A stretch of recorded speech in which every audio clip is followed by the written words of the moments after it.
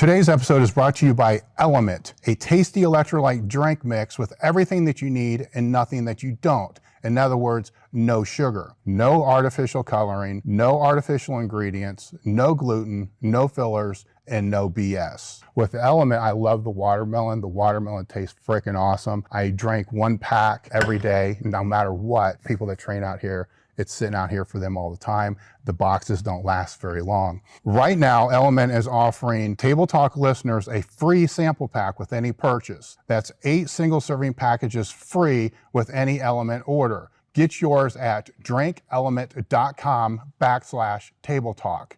The deal is only available through the link in the description. The other thing is, if you don't like it, you can just give it away to a salty friend and Element will give you a 100% refund.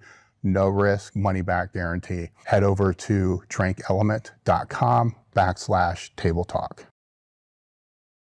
America Health is a premium telehealth platform specializing in hormone optimization and preventative medicine. Are you looking to optimize your health in and out of the gym, improve recovery, sex drive, and quality of life? Have you tried speaking to your health professional about this and have gotten the cold shoulder, stereotyped, or just told as part of getting older? You just go to americahealth.com/Table Talk and you can create your own lab, or you can take labs that we've had set up for them, which are based upon the same labs that I've been doing over the last 15 years. Or you can use their guided optimization. With this, they'll put you in touch with a patient care coordinator, which is actually pretty cool because you get to sit down and speak to somebody that can understand what you're looking for from hormone optimization and the preventative medicine standpoint. After that conversation, they'll determine which labs that you should and which tests you should have done, and then from there, get the labs done. They'll review those labs with you and put you in touch with one of their hormone optimization specialists that can determine which supplementation that you should use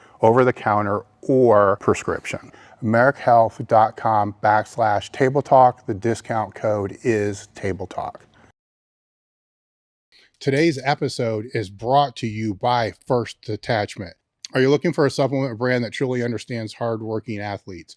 Look no further than First Detachment. 1D's real world experience is what I would consider, and they consider, battle tested. I have known Justin Harris for pretty close to 2 decades.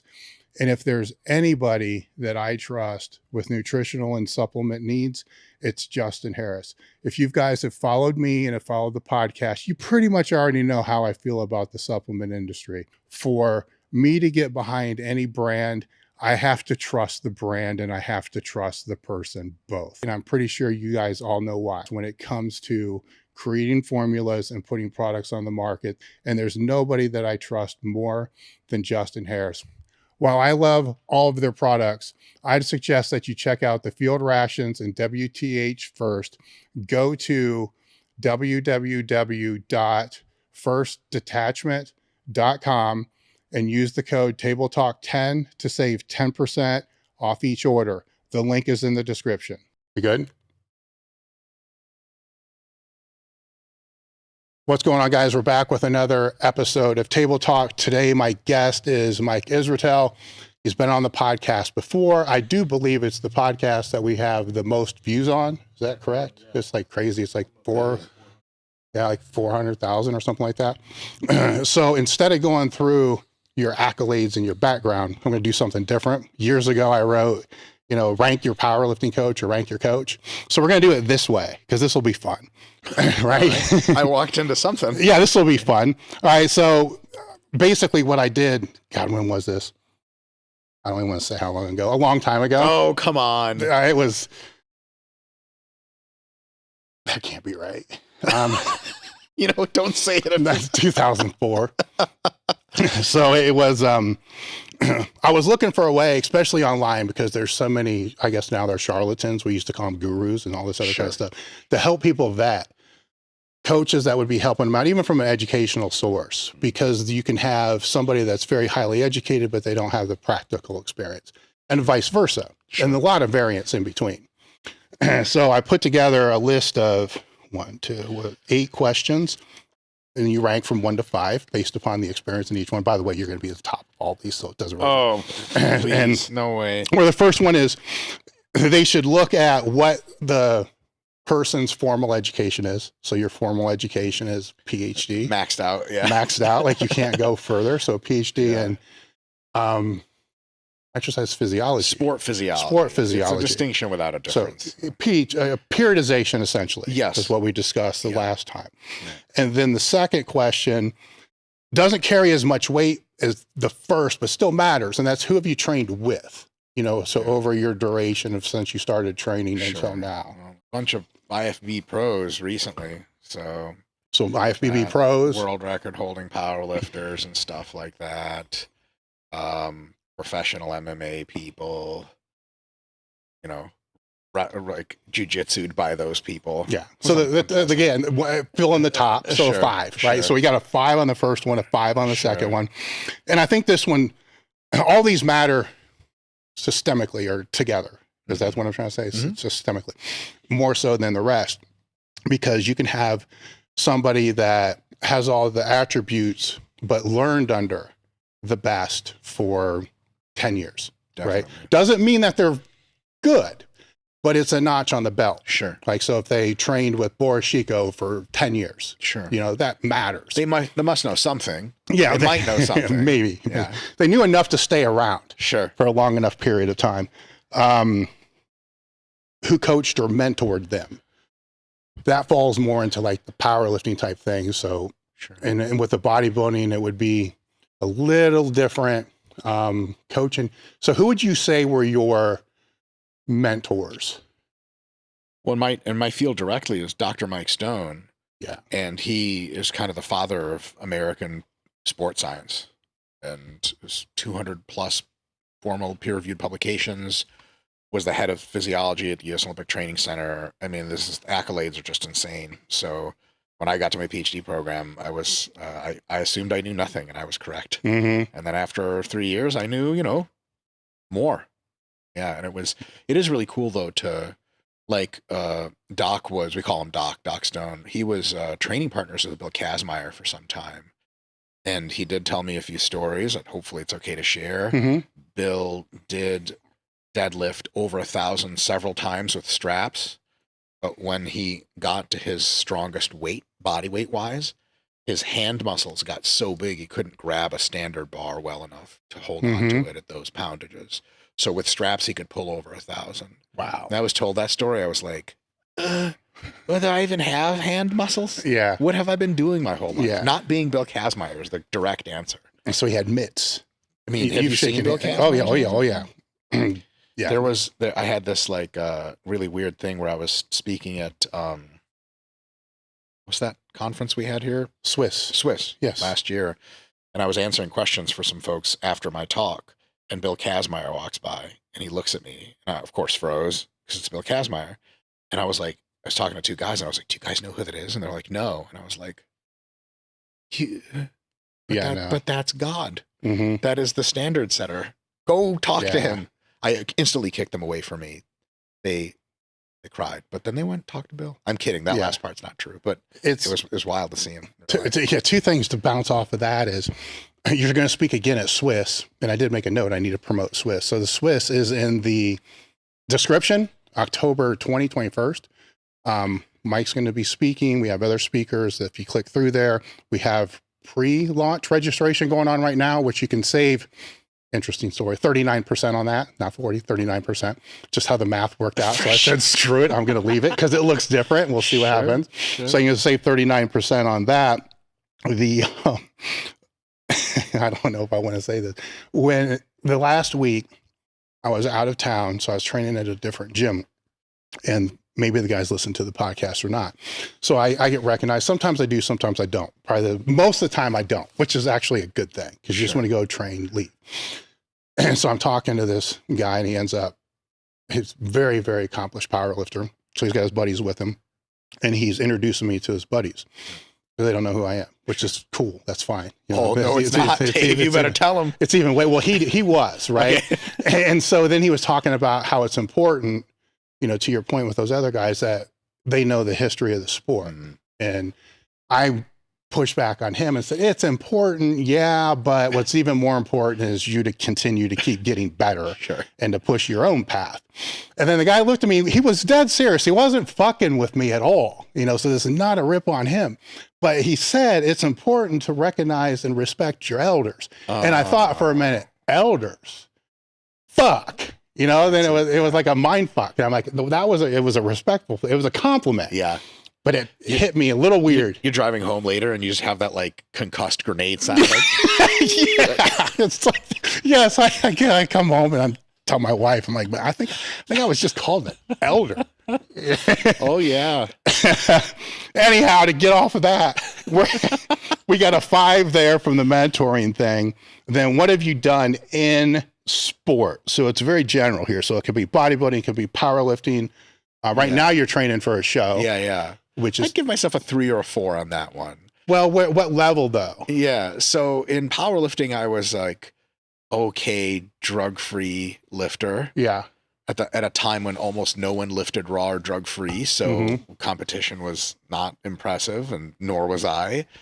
Then in Brazilian Jiu-Jitsu, I have pretty good competitive record, but you know, like I was and am juiced up, so I don't compete in the most prestigious federation, which is drug tested. That doesn't stop most of the people in there from using drugs, but I don't cheat on principle, so I'm like, So I do some local and other federations. I've done quite well. I'm a pretty formidable jiu-jitsu competitor, given that, you know, my limitations of being a short king and stuff like that. I'm kidding. Do you know that vernacular yet? Yeah. I don't know that one, so you're going to have to explain that one. So I think short people have like inferiority complex, so they call themselves short kings now. Short kings. To make sure that, you know, like, well, you're still a king. Okay, so I get it. You know, facetious. So I'm okay at jiu-jitsu. And then last year, so I used to suck at bodybuilding, and then I finally figured out how to peak. And last year, I took second in the super heavyweights at Masters USA's out of a class of like 8 or 9 people. And I was the leanest guy in the supers by a long shot, it seemed. So it was pretty cool. I was like, okay, like, I'm a nationally competitive bodybuilder, which is kind of dope. Yeah. So we'll give you 4.5. Oh, please. All right, 4. It's 4. 4. I don't want to get into the points because it's too hard to do the math. You start adding up. Like, I don't know, man. You're a fine coach. AI still isn't good at math either, so I can't use that. Have you made it? So this will play in this next one. These two kind of tie together. Have you coached or trained anybody to a level better than the level that you've achieved? Oh yeah, almost everyone's better than me. Yeah, it's easy. It's like if you can't do one, the other one's going to be higher. And then how many years competing in strength sports? So when you started that powerlifting, 20, 2 decades. So I have a note here that over 15 years is a 5. Oh, hell yeah. 5. You just got to hang around long enough. Exactly. It's for this thing, longevity matters. Turn into an elder. I'm kidding. Yes. I had to plug you on that one. An elder. So how many years of serious training? That's also over 15 becomes a 5. Yep. How many years coaching and helping others? 20. So that's a 5 because over 15 years is a 5 there. And then that gets 5, 10, 15, 20, 25, 30, 35, 39, where when you go to if you suck or not, you don't suck. Score 35 and over is a great coach. All right. Right? Yeah, there you go. And then if you guys want to find this, you can just search rank your powerlifting coach or Dave Tate rank your coach. This is really cool. But there is some shortcomings with that, with this whole thing where Mike Tuchscher, years ago, he tried to use this to find, I think it was a Brazilian jiu-jitsu coach. So he tried to use that. And then he used it and he found somebody that had all the high marks, but then they sucked. Yeah. Because they weren't good at coaching beginners. Yeah. Right, because that's a different skill set. They might not. I don't know Mike Tuchscher's story with this, but I can. Is it okay if I explain? Yeah, sure. So they might not have been good at coaching at all. It turns out that probably the most important requirement, as far as I can tell from coaching, is: are you mentally and emotionally immersed in the process and value of helping other people become their best? Like maximum giving a shit as to how your athletes do. A kind of giving a shit that does at least 2 things for you. 1, it makes you stay up at odd hours and use lots of your free time to try to learn and improve your coaching skills through whatever methods possible. And I could just go back and read a ton of elite articles, and that's well on my way. The other is, do you come to your athletes with the ethos of, I'm going to empower you to do your very best, and I really give a shit about how well you do. And if you give me sweat and blood and determination, I will give you everything in return back to be your best facilitator possible. Those two things, that sort of tireless search for knowledge and that desire to help the athlete. There's a few others I can think of that make a great coach, like iterating on the process and trying to improve and saying, how can I be wrong?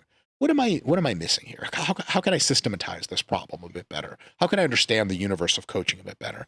Those qualities are so important that you can have coaches that don't have half those accolades, and they coach anyone else under the table, because as the client experiences it, they're the fucking best coach in the world. So you don't need any degrees. You barely need to know how to read. You just have to make sure. I'm joking. Hopefully you can read well enough to get in articles and stuff. But it's really a lot of coaches who have all those accolades. They've done really well for themselves. And because they did well for themselves, other people who are good came to them for coaching. So now they can mark off some of those, like, well, I've coached pros and stuff like that. But at the end of the day, they really don't care much about coaching. It's not something that deeply infuses sort of their every fiber of their being. And then they'll never get as good as someone else who really gives a shit. I say giving a shit about something in a true deep way, not like nominally. I mean, just like you give some of your time and effort to it. It beats almost everything.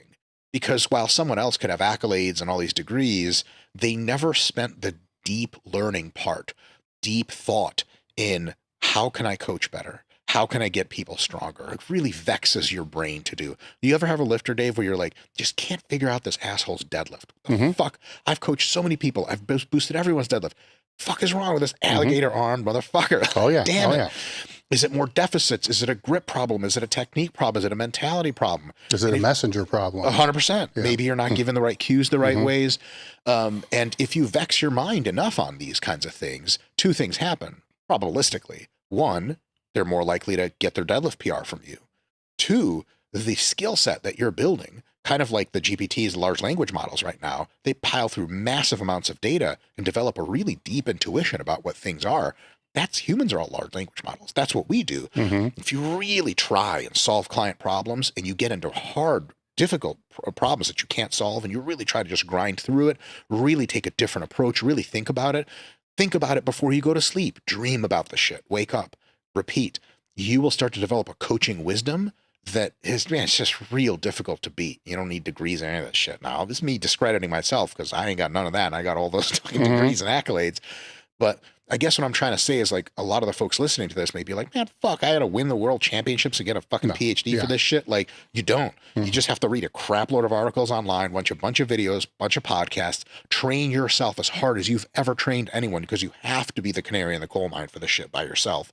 And then when you apply your craft to the people that come to you to get better, you apply it with diligence and with just a passion to get people better. And if you do that for enough time, well, the data science problem takes care of itself. Your brain learns over time, and you'll develop an unreal skill set for how to really coach the living fuck out of somebody. No, I think what you just summarized there is key. This was written 2 decades ago, before the and it's valid in its own right. And it is. Because you can't intuit that. That is something you can look up about a coach. Well, yeah, this then gives you go to the coach. Yeah, and then you see if he breaks the barriers and other things. How do you Google someone to be like, hey, does coach this and that guy like bring a dedication to his clients that surmount? Like, what the fuck? That's not something you Google. That's not something ChatGPT can tell you. Unfortunately or fortunately, you have to interact with a human being to find that out. Now, nowadays with Reddit and reviews of people, you'll get some semblance of a guy, but also it's difficult because, like, a few people could have a problem with you, and now you're evil on the internet. Yeah. Or a few hundred people think you're amazing, but never really deeply interacted with you, and they're like, "This guy's the best coach, bro." You're like, "Do you really know that?" Yes. Could be, could not be. I will say, over time, people will say they'll trend towards, this guy's a real good coach, real good. Everyone says it, then it's probably more likely to be true. But nonetheless, never can tell. Yeah, and this was done before online training really became a thing. So it was a vetting mechanism, as you were saying, like, here's your first phase of vetting, 100%. where now, I think that skill that you're touching on of just say problem solving, Sure. right? Which isn't always going to happen because most people are pretty cut and dry, Sure. with what they're doing. But Sure. when it does happen, the coach has to be able to pull on those things because all the other things are going to be automated. Sure. And already a lot are. I Sure. mean, your app for hypertrophy is doing a lot, which we'll get into that. Great. But a lot are. But when you run into the speed bump, I think that's where the future of the actual coach becomes, is that, Yes. not so much this, shuttling back and forth of emails or text messages or whatnot, Sure. but a consultant, as you would have for an attorney or HR, whatever it's going to be, somebody that you're going to call to help go over that speed bump, because all the other things are going to kind of be automated. 100%. There's the numbers are pretty easy to automate. In the RP hypertrophy app, we've even automated most of the autoregulation. Like if I did this weight, this many reps, this many sets this week, what do I do next week? That's all taken care of. This machine logic is not that difficult. The nuance, the psychological stuff, the personal stuff, what is my grand goal? What should I be doing now stuff? That stuff an app can't quite handle yet. In the future, apps will handle, I think, almost everything. What a great time that will be, because essentially everyone can get expert coaching for, $20 a month or whatever. But right now, coaches have this area where they can be human and personable. And, an app can tell you, hey, do these numbers. But if you're feeling down that day, an app isn't likely to message you in a very believable way, even if it's AI. Mm-hmm. And it's like, hey, do your best. Like, okay, but if I don't, what are you going to do? Nothing. But a coach is a human being. We have a coach at RP, Dr. Jen Case. She's won worlds a bunch in jiu-jitsu. She's a total freak. Like, just will beat you up, hands down. Her clients are like scared of her, I think. Not in a bad way, but in the way of like, when Dr. Jen says, I got to do these macros this week or lift these weights, I'm going to do it. Because she's a hard-nosed person and she expects me to have results. There's a human being back there somewhere who gives a shit whether or not I do the plan, who I'm a little bit intimidated by. That's a big part of coaching, of that human element. Not just the intimidation factor, but like, hey, I don't feel motivated today. What do I do? Oh, geez, if I'm coaching, I got all sorts of shit to tell you. Anywhere from sarcasm all the way up through real, come to Jesus kind of talks. An app may at some point be able to do that. Will it be able to do it convincingly? Maybe. Will it be able to do it convincingly and also have that moral element to it? Where like, if you don't try and your coach knows you didn't try, it's not a matter of just like, oh, hey, no big deal. We'll try it again. Coach gives you that look and you're like, you throw up your hands after the deadlift. So you got a third one. You're like, he's judging you. You may even deny it. You still know. So next time you hit that set, you might not do that thing. Any kind of digital assistant, let's see, even in a super intelligent digital assistant, somebody who is an aggregate of all of the YouTube experts ever in one coach, that's very hypothetically feasible within 3 or 4 years. He might know everything. He might even be able to tell you incisive psychological shit right on the spot. But you could be like, yeah, it's AI.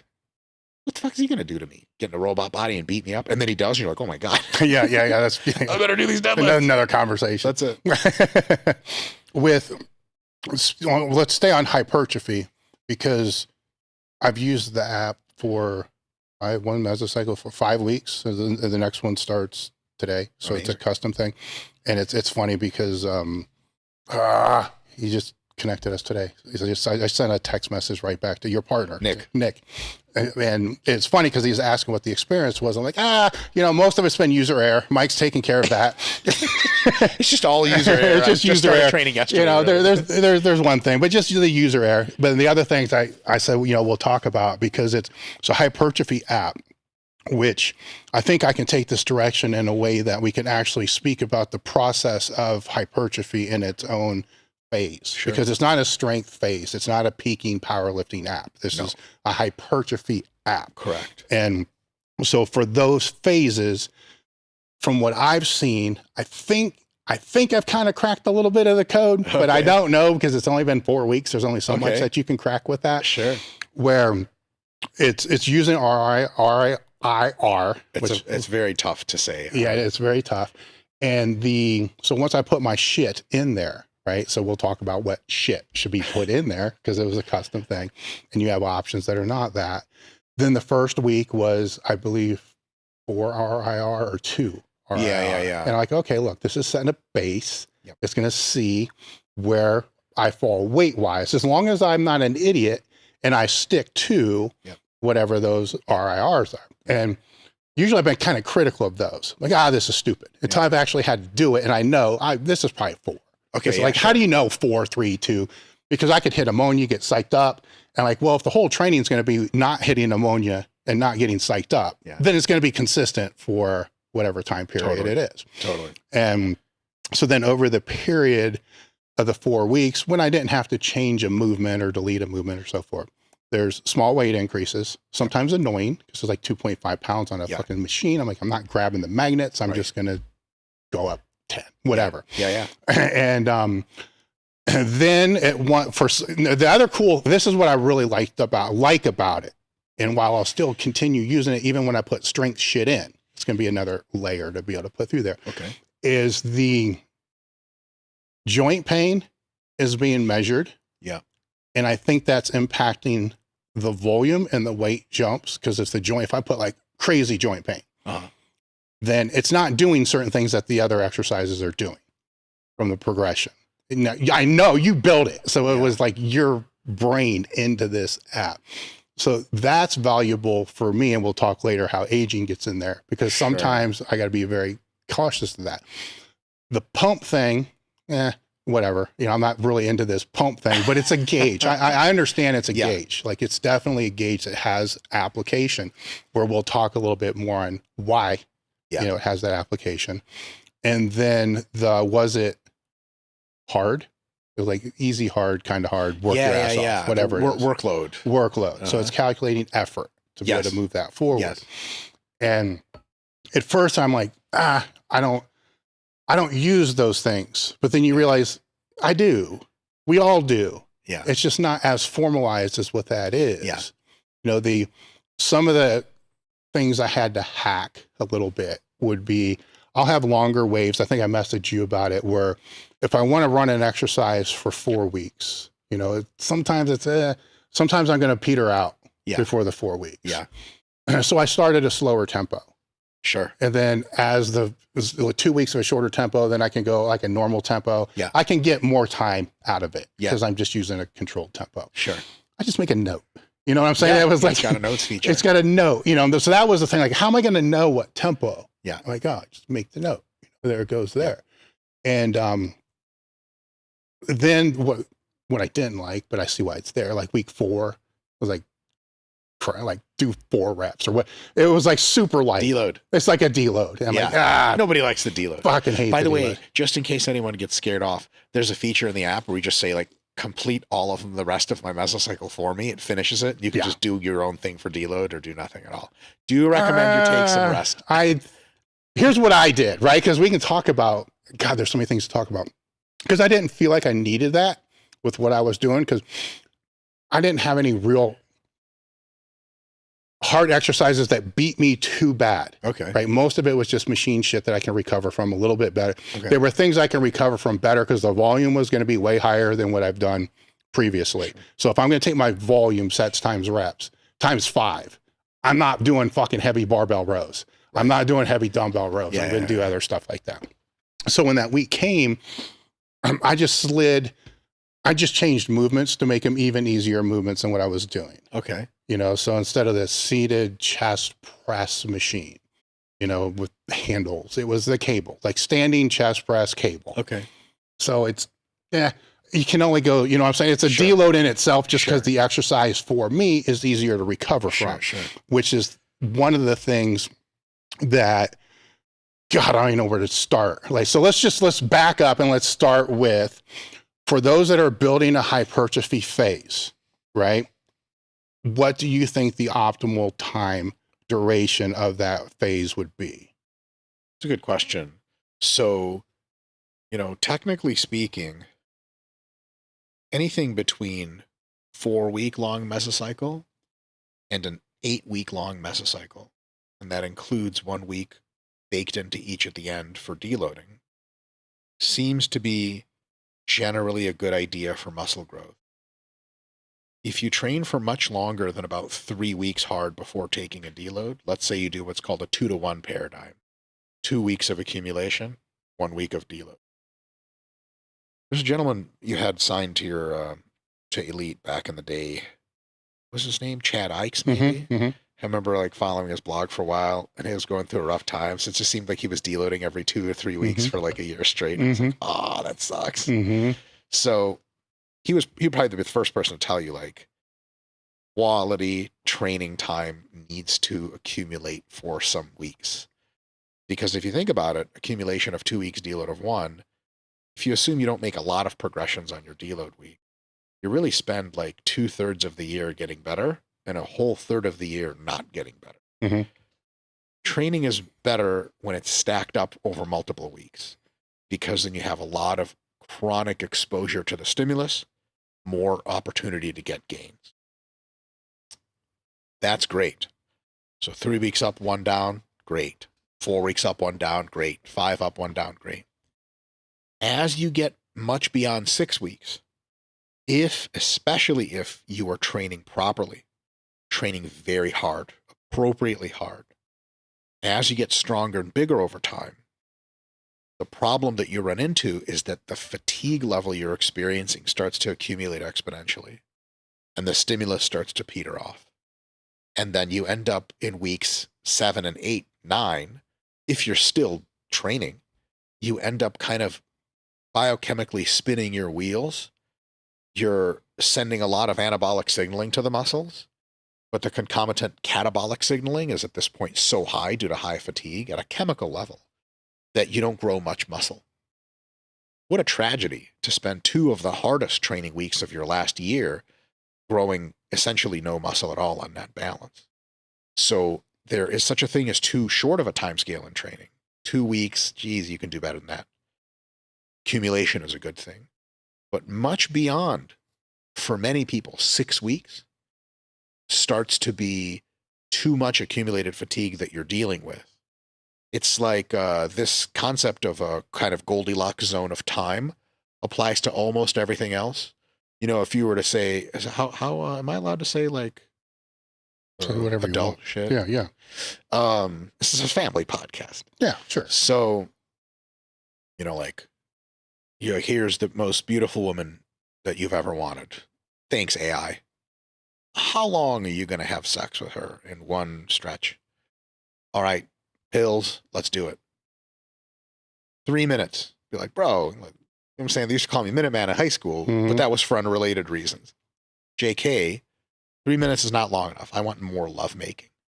Fine, someone's like, oh, aliens are studying you. And they're like, more lovemaking, crank the meter. 19 hours of just this shit. Bro, we've all been adults. We've had fun. 19 hours is too much fun. Nobody's having any fun at that point. So clearly there's a window for things like eating and sex and driving your car and having any time that's fun with your friends. Too short, too long, and somewhere in the middle is like kind of bell curve optimum.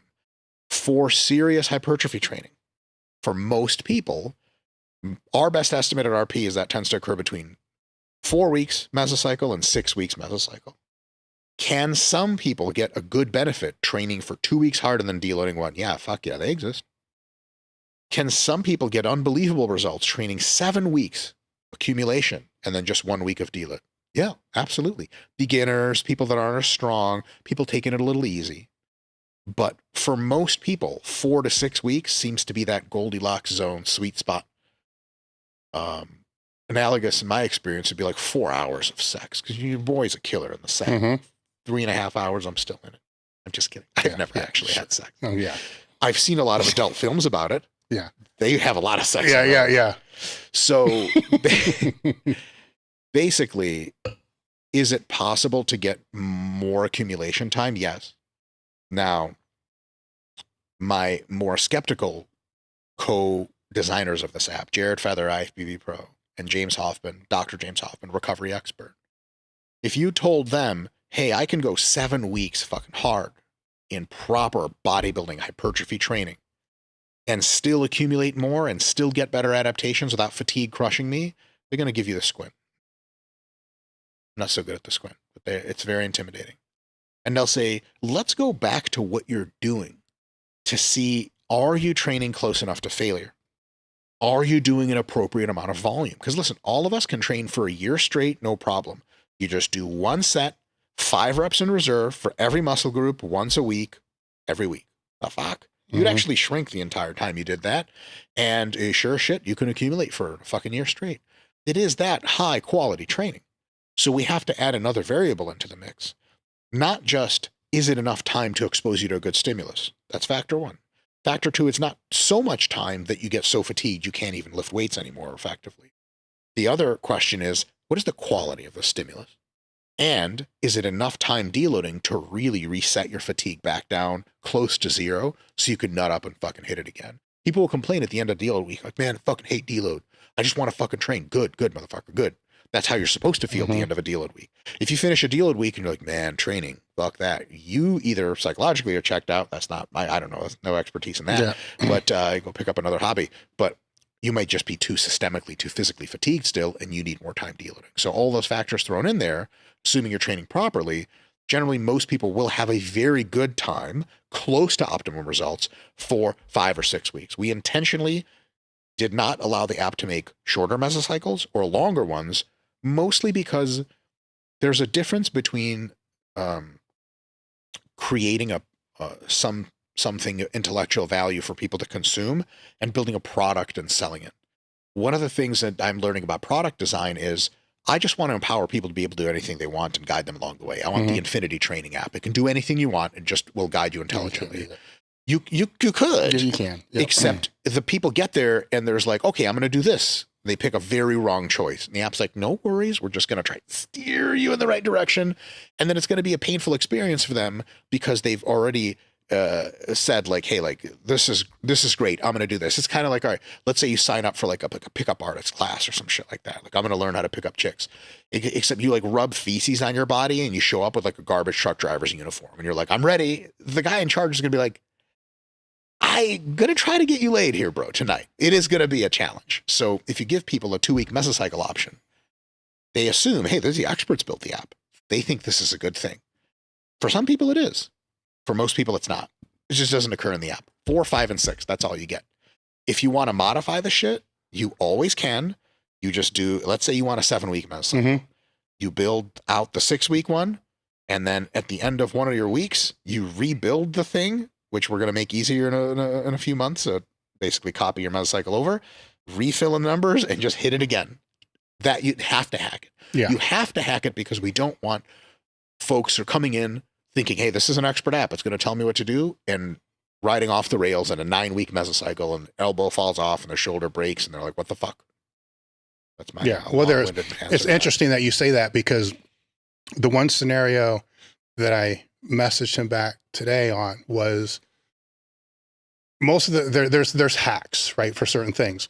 There's one situation that there's really not a hack for, right? But it's a situation that isn't going to help the population or the demographic that's actually using this for the purpose of hypertrophy. Okay. It will help me for the stupid shit that I do, right? So it's essentially what I was messaging back and forth is I don't think this is absolutely necessary, or I don't think this is necessary at all. It's probably counterproductive to the people that would be using this, where, to your point, when you're putting a product out to be able to produce X, Y, Z result, you can't start throwing in all this other crap, which could potentially, or in my case, probably fuck that up. Sure. With the way it is. So basically what I was looking for was a way to override the progressions that are put in there. So if I train, and I do, if I train my squat on 3-week waves with different specialty bars. Yeah. So say I'll use a safety squat bar, then I'll go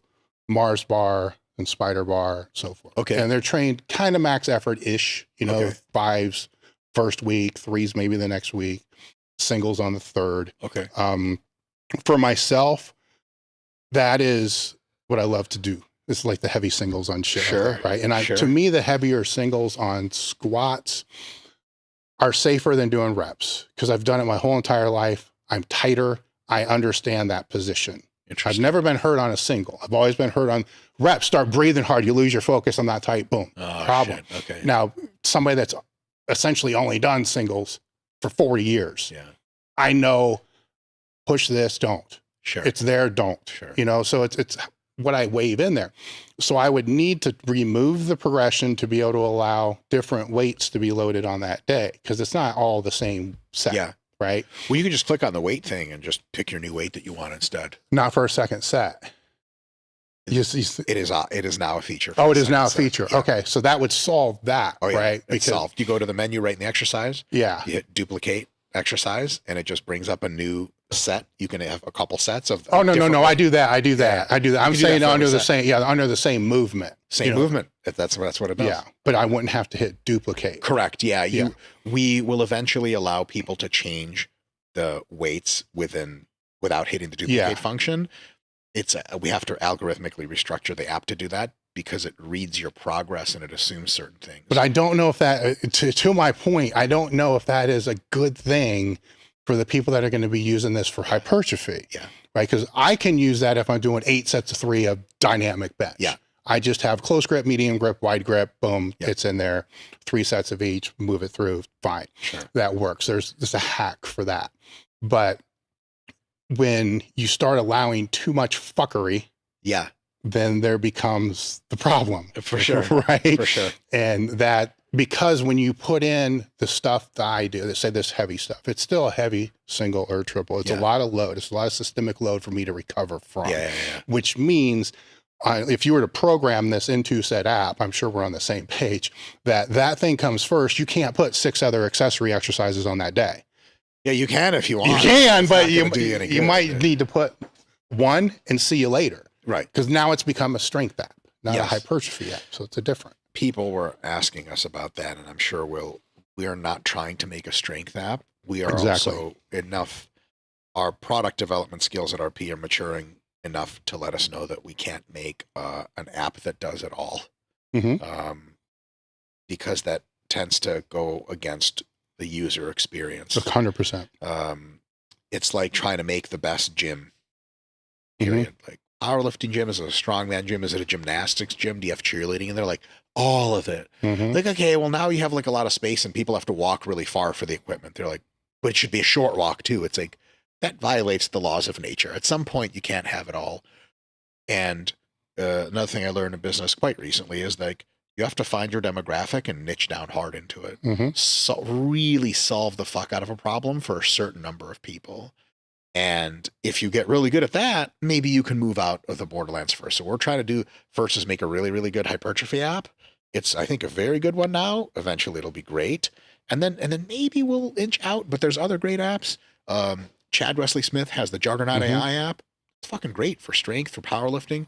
People ask on like Instagram, like, hey, will you be making an app for powerlifting or strength? Like, no, Chad already did that. It's fucking awesome. And so it's totally cool to just be, and I think it should be at this. Yeah, right? I in my heart, I still want it to be a strength and hypertrophy app.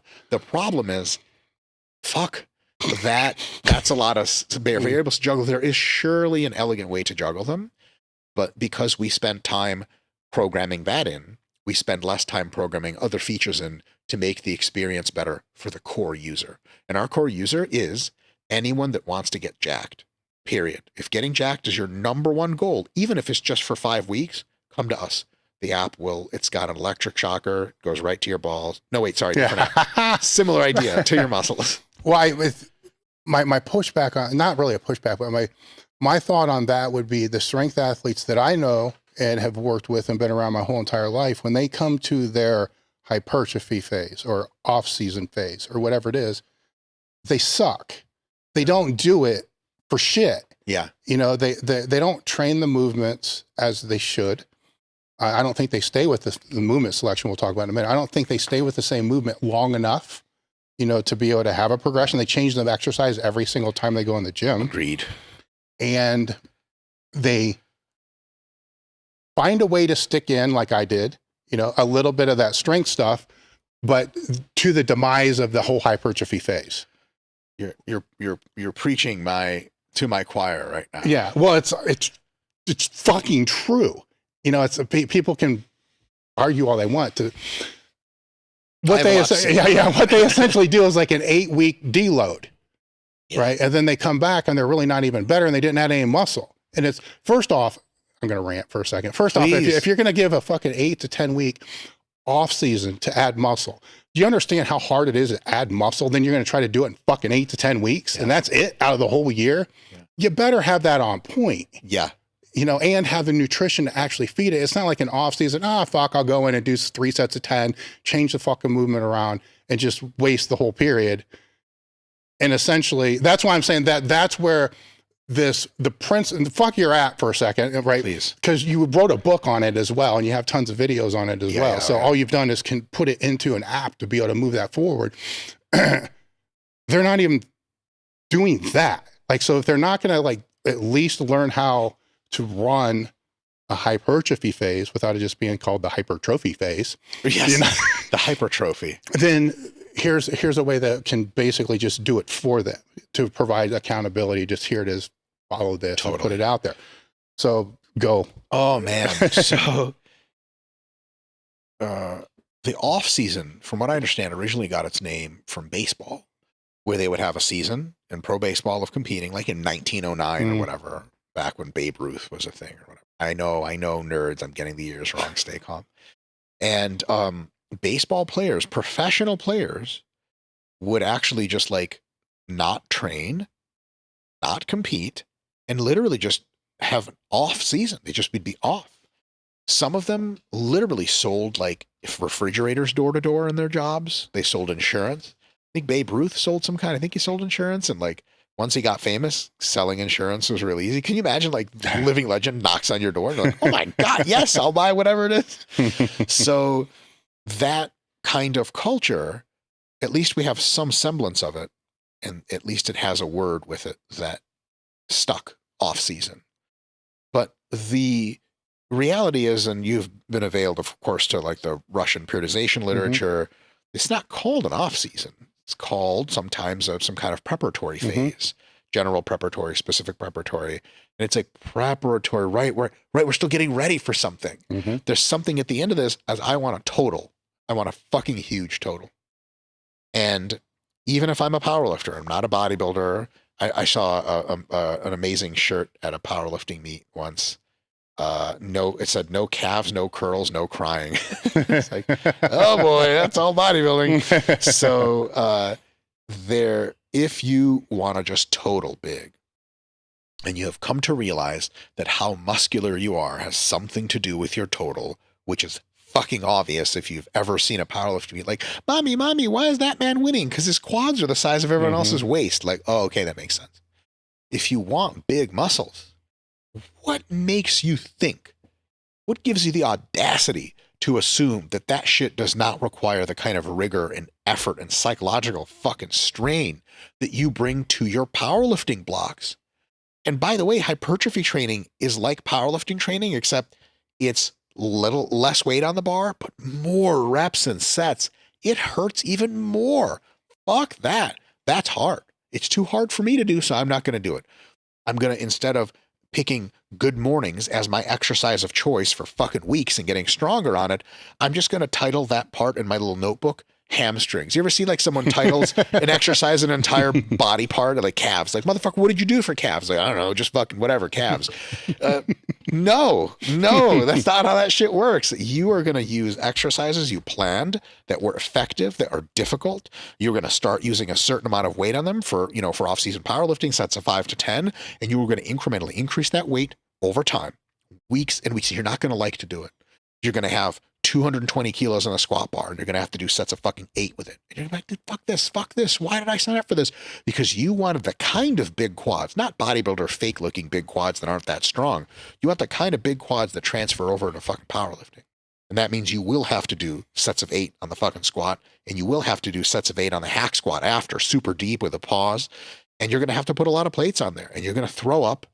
Remember, currently Janae, formerly Matt Kroc. I'll just say Matt because was Matt back then? Or Croc. Fuck it. Oh my God. Thank God. Janae, I love you. Don't fucking kill me, please. She's a fucking beast. So, Croc would do Croc training, tons of rows and squats and lunges with a fucking telephone pole and throw up all the time. And I remember powerlifters watching Croc train like that. And of course, a bunch of them were like, fuck yeah. And some of them you could see like eyes darting across the room like, dude, We don't have to do this to get that. Yeah, you fucking do. Remember Crockett at the fucking singlet off at winning the fucking WPO? You're like, what is that? That's fucking enormous. Where do you think all that strength comes from? So some people in powerlifting, many people, have accepted a culture shift to where off-season means arguably the hardest fucking training. Some people have not. Which side are you betting is going to get bigger and fucking stronger? So if you're serious about the shit, your training should be organized. Now, if you need a break, that's what active rest is for. Yes. Twice a year, as a good powerlifter, take 2 weeks and just fucking disappear. Go home, eat Doritos, play video games, talk shit, or go on a cross-country drive, finding yourself and your friends. It's going to be a great movie on ABC TV. Whatever the fuck you do. Hallmark. The Hallmark channel. I was only recently veiled to the fact that there's an entire channel exclusively Hallmark movies. Whatever you have to do, then when you come back in to do your off-season training, to do your hypertrophy, come correct. Come to fucking work. Come to suffer. Come with an organized, structured plan. Just like you structure your shit in regular powerlifting training. No fuckery, no bullshit. No, I'm going to do this and that. The whole changing exercises all the fucking time.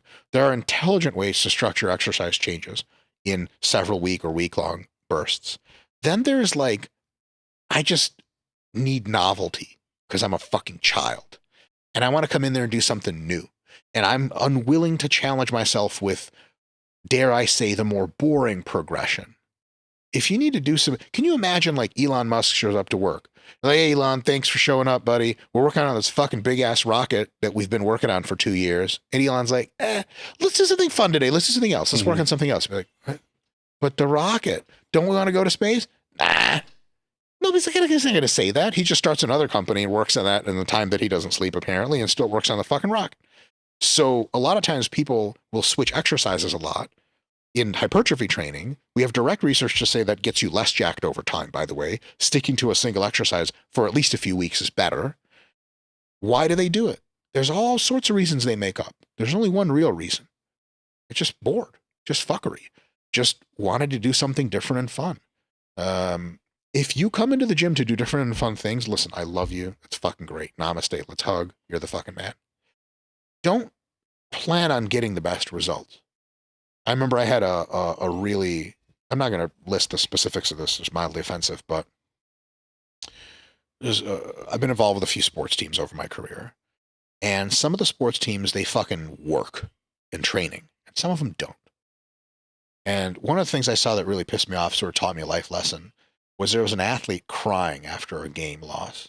And that athlete, some of the team was good. That athlete specifically just never tried hard in practice. Dave, it took everything for me not to come up to her and be like, bitch, why are you crying? The fuck are you crying for? Where were you? What are you crying about? You deserve not even to be here. Thank God you got third place with your team. So if you care enough about winning and losing, about total PRing, about whatever it is you do in the gym, to cry about it if it doesn't go your way, you had better care enough to download the RP Hypertrophy app. How's that for fucking sale? There you go. And fuck, pay us money, goddammit. No, I'm just kidding. Get a fucking organized program together and run that shit. Because everything you see around you that is amazing was built to an organized effort. There's a camera right there, that camera right there, lens and everything so pristine, so precise, everything, all the machine components. Do you think someone just drafted that up like, fine, go. Some guy at Canon's, good enough. No, they took fucking years. They planned everything out. So if you want to be a machine yourself, don't you think you should have some kind of logical structure to the shit? Oh, I agree. We're just ranting at each other. No, it is. Just, I mean, it is. It's comforting in a way, right? Two old men rant. Well, it's. I'm so many. You probably are too. I'm in so many conversations that contradict the shit that we're talking about. Sure, yeah. And it's like, oh fuck. Okay, do I even want to bother? Right? That's the first question. Like, do I even want to bother? Sure. Like, no, whatever. You're right. Okay, cool. Go. Yeah. And with the one thing with the app, which was kind of funny because it's going back to this exact thing, is the user error was big on my part because there's like 3 or 4 of the big ones. So I guess I just found out a couple when I started creating this meso that you can actually make a new exercise. And yes. Right. And I'm like, fuck. Okay. That's on us. It's not visible enough in the app. That's not a bad thing though. That's not Maybe. a bad thing because of what you Don't make just your own said. exercises. Do these. Well, that's what at first that's what I'm thinking, right? Because Yeah. I'm like, okay, it's a hypertrophy app. It's just this How population. can I fuck this up more? Yeah, if they restrict the fucking movements that you can do, Yeah. and they just keep the basic movements, Yeah. and there's less variance, less variables for Yeah. people to fuck up. Sure. Maybe they're doing this on purpose, right? Yeah. I'm like, okay, cool. It's still a horizontal press, like or vertical Yes. press, whatever. it is. Yes. Like, boom, make a note. This Yeah. is what I did. Yeah. I mean, I got a million things in here. I got a zillion variations, but Yes. still stay with the same Sure. one for the Sure. period of time. Sure. And so that was another one of those things like, okay, I get it. It's forcing people to actually Gently. do the things that they should do Yeah. in this way. And Yeah. then I'm like, then that other part of me was like, this can get really fucking crazy if you just let everybody make every movement, then it goes into a database. Yeah. Here's the thing is, that is actually a thing. Mhm. You can make any movement you want. You can train with Oh, I know. using exclusively custom exercises. Is it going to be the best experience for you? There are some group of people for whom it will. For most people, just picking the shit you have at a gym. Another common question we get is, can I use this in my garage gym? Yeah. Oh, yeah. For every single fucking muscle group, there's a ton of exercises. Something surely you have at your garage gym. Just a barbell squat, front squat, dumbbell, something or other with your, dumbbell, what's it called? Like split squat or some Mhm. shit. You just pick all that and you can absolutely make it into a great garage program. Use the tools you have accessible to you to pick exercises that you like. If you need to use exercises that don't exist yet, what we do with those is every time someone makes a custom exercise entry, it hits our database. It reverse hacks you. It strips your social security number and we just, all your bank accounts are fucking gone. But before that part, what it does is it sends it to us and we have a continual stream of suggested exercises. What my colleague Jared and I are going to do, he's a pro bodybuilder. He looks like he lifts weights and Mhm. I just look like a fat guy. He also has a head of hair. When did that leave? I have no idea. Us old kings. Yeah. You know what I mean? I don't know. So- it was in the air. It's the plastics, right? Yes, of course. I'm comfortable blaming the plastic. Not a lifetime of androgen abuse. That has nothing to do with it. So we take all the exercises and we'll find out which ones people really want the most, like the most votes for, essentially. And then we're going to probably twice a year go and film all of these with professional instruction so that they're included in the app over time. We started with a decent, we have 250 exercises in the app. It's not like few, but there's all kinds of variations of this and that. We're like, we're not sure how many people actually use these. Like, I guarantee you right now, if you're the only person requesting that we make it a custom exercise, we will not do it. Well, it's still going to stay in their database. Totally. Yeah. Absolutely. It stays in your app for the rest of app Yeah. time. But if we're going to film an official video about it and get it to go really as a real exercise, at least a few people are going to have to request it. Yeah. And there's tons of exercises we're going to end up putting in there. My thing is, it's going to hurt my soul when it's like, hey, single leg glute bridge hip thrusts for women in bikini shows is an exercise that appeared 190 times. I'm like, Mhm. Jared, you have to be the one to demo this. I'm not doing it. Oh, I get, yeah. I'll put in some conjugate as fuck things. God damn it. Just ridiculous things to be able to throw out there, just so you can see it. Be like, the fuck is this? Band You'll- one hand. Yeah, you'll know where and it the came other from. hand. I understand how the weight progression's going and how the exercise selection is going. And we kind of talked on that. I think you have videos where you're laying this all out too Totally. on your And own they're still channel. coming out on They're still coming out. RP YouTube. The one piece of the stew I haven't figured out is Okay. how are you progressing the volume? Oh boy. Well, that's proprietary. Yeah, I can't figured tell that. you about All right, so it's how you progressing the volume. I'm kidding. I know it's. I know you're kidding, but I want to ask the question a little bit differently because I don't want people to think it's solely just the app, right? Because they can progress the volume themselves. Yes. So how do you look at progressing the volume through training? Theoretically, and then For hypertrophy, okay, yes. Theoretically, and then Yes. how the app does it, Yes, and then yes. how you can modify it. Sure. Okay, sweet. Let's see if I remember all that. So, oh damn, I look pretty jacked on this. What up? There's a vein. Hey, all right. And that's good enough. Yeah. Prep is over. So theoretically, there is a distinction between sets, weight, and reps. Weight and reps attend to the quality of the individual set. The analogy for weight is like the quality of a meat in cooking. The analogy for reps is the perfect amount of time that you cook that meat for. The analogy for Sets is how much meat are you making? Because if someone's like, look, I'm training with just pure junk volume, like my weight's too light or too heavy, my reps are too high or too low, close to failure point. It's like, can I just do more sets to make up for it? Look, yeah, if you go to a restaurant and they give you a shit fucking meat that's cooked too long or too short, and it comes out shitty and you're eating and you're like, this sucks. Like, do you want extra for free? You're like, no, God damn it. I want it done right. And then I might order 2 steaks if it's really good. So to put it another way, when you're determining how much weight to put on the bar, how many reps you're going to do, how close to failure essentially, you are determining the quality of each set. And your number one goal, sparing no expense, no trade-offs, is to make each set as high quality as possible. Sometimes that means one high quality set is all you need. Like a real good high quality one set of stiff-legged deadlifts or good mornings can actually fuck your hamstrings up for 3 or 4 days. That's it. You do one set, you're done. But more often than not, you're going to need more than one set. And then the next question is posed theoretically, how much more? Is it 10? Is it 5? Is it 3? And the answer is however much it takes to sort of check 2 boxes.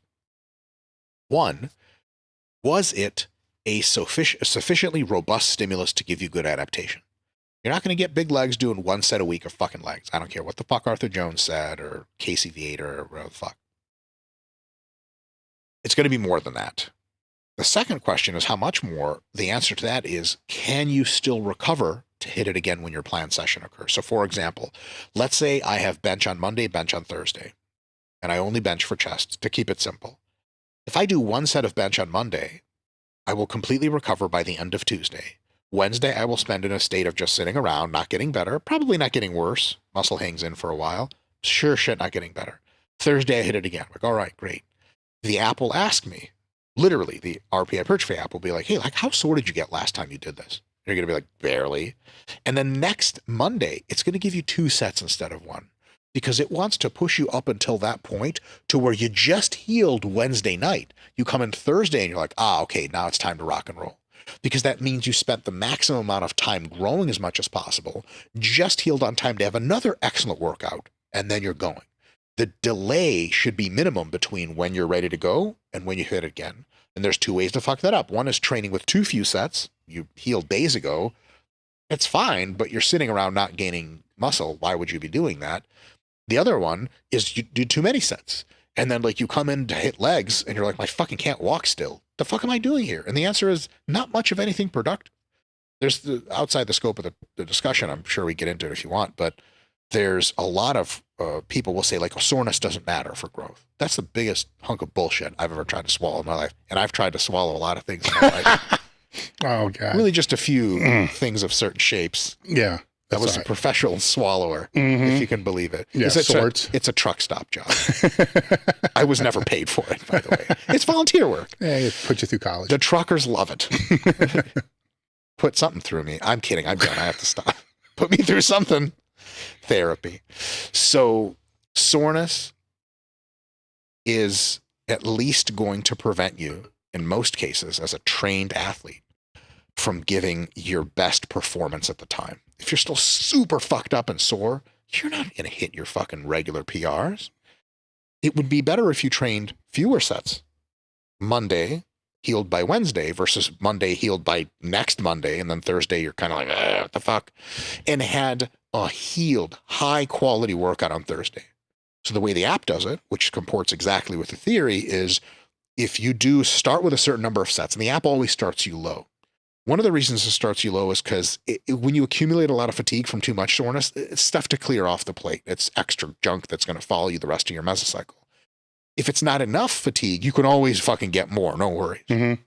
Another thing is we want to really, really instantiate and reward quality of training. So if you see that the app in the first week gave you 2 sets of shit, you're going to be like, well, I got to go fucking pretty hard and good technique and really get a lot of stimulus. Great. That's what we want, for these fucking sets to be good and hard so that you don't have to add junk volume sets. You only need to add sets if you really need to add them. And then after your first sessions get done of the first half week of training, roughly, the next half week and then the week after, the app asks you questions about, hey, like, how recovered are you? How sore are you? And if you answer like, this shit was really easy, on average, the algorithm is a little complicated, It's going to say, yeah, more sets next time. But if you're like, ooh, I'm recovering just right, it's not going to touch a fucking thing. You're going to have the exact same number of sets you did last week, which is oftentimes something that happens to a lot of people in training. Their last 2 or 3 weeks of training, their sets won't change much because they hit that sweet spot of like, ooh, 3 sets of rows. 4, I'm fucked. 2, not enough. 3 is perfect. And then if you go overboard, the app will be like, bro, like, you're still sore? You're like, yes. Next week, the 5 sets of leg press that got you sore will be 4 sets of leg press, because it's like, 5 was too much, literally via your experience.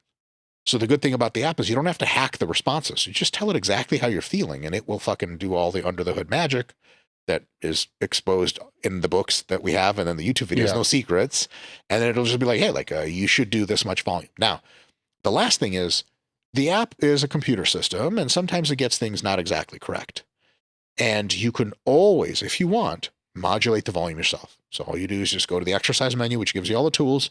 You can add plus set or minus set. Yeah. You can add as many fucking sets as you want or go down to 1 set. We don't care. And then once you do that, for next week, the app operates based on those sets. So it believes you when you tell it, no, it should be 5 sets. It doesn't say last time it was 3.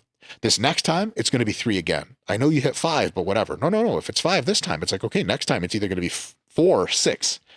Because it believes that your input is intelligent. That's another real quick thing. We design the app as our core user is an intelligent person who gives a shit about their results and knows a few things. They know how to fucking train.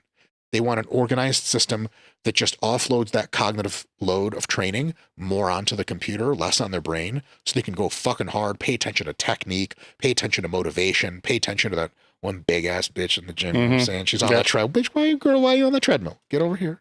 Say what's up to your boy. But in any case, I want to do that shit instead of having to think of all the rote thinking of volume progression. Because like, if you watch our videos, read our books, the shit is all just mathematics. Like, how many reps or sets should I add? How much of this should I do? It's all just math. Do you like to do math in the gym? I love math. I don't like to do it in the gym. The app can do it for me. Then I can focus on everything else. So when you modify things in the app, it goes, oh, you're the expert. It's not going to say, hey, you might not want to do that. The core user is someone who fucking knows shit. Like, is the app going to teach you anything about lifting? You've been lifting longer than the fucking iPhone has been a thing. No offense. That was meant as a compliment. I almost said a relic, right? Not a relic. It'd be funny if you were like, what's an iPhone? Yeah. Oh, shit. But, we trust that our core user knows their shit, and then we'll check the app if it's off. And over time, the app learns to do that less. Well, there's things that, because I've been lifting weights since before the iPhone, actually before a computer, not before an accessible computer in a home. That's intense. Yeah. So it's before that, yeah. I mean, the company started because my brother built a computer for me in 98. And it was the first time I ever had a computer. He put it together spare parts. Your brother must be a smart motherfucker, because to build a computer back then, you needed to know shit. Well, he worked IT for BF Goodrich or something like that. So he had a bunch of shit in there. And of course I'm on there like, oh, computer, internet, dial-up. Can it shock me with electricity? Training. Like, it was interesting. You didn't type in adult films the first thing? Well, of course I went there, right? But you had to download images. It wasn't videos. It was just all images. They downloaded line by line? Oh, forever, too. So, you wake up in the morning and you'd have like kind of like bots that would download the images for you and wake up in the morning and be like 400 new images. Like, wow, yeah, this is awesome. Hard drive's full. Computer doesn't work. Got to call my friend. Virus. Got to call a friend that knows how to fix this shit. Finds the hard drive's full of porn.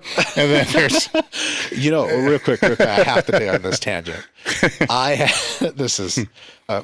obviously, this story is going to be predictable. It's sometime in like somewhere between 2005 and 2008, or 2005 and 2010, I forget when. I think it was in grad school, and I brought a laptop into Best Buy because it died. Yeah. Because, it was the blue screen of death. It was like a hard drive system, some nerd shit. I don't fucking understand. Yeah, blue screen's bad. Right.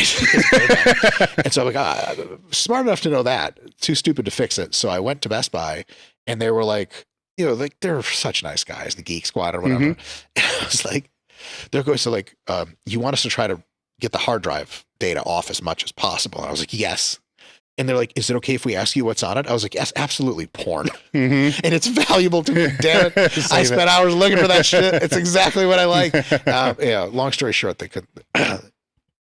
They couldn't fucking save it. Dude. Oh, I'm sorry to hear that. That's okay. That's, you know, thank God they came up with external hard drives. Right. Ooh. And then, yeah, my serious friends. I remember one of my buddies got like a terabyte drive.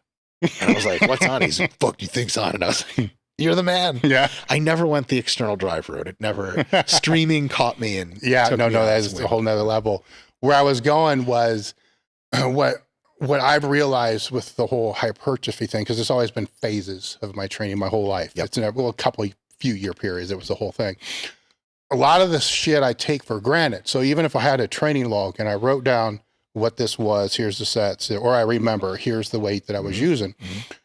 The things that you're talking about is I remembered from last time, I barely had enough left, or I got way too fucking sore. So I down-regulated, right?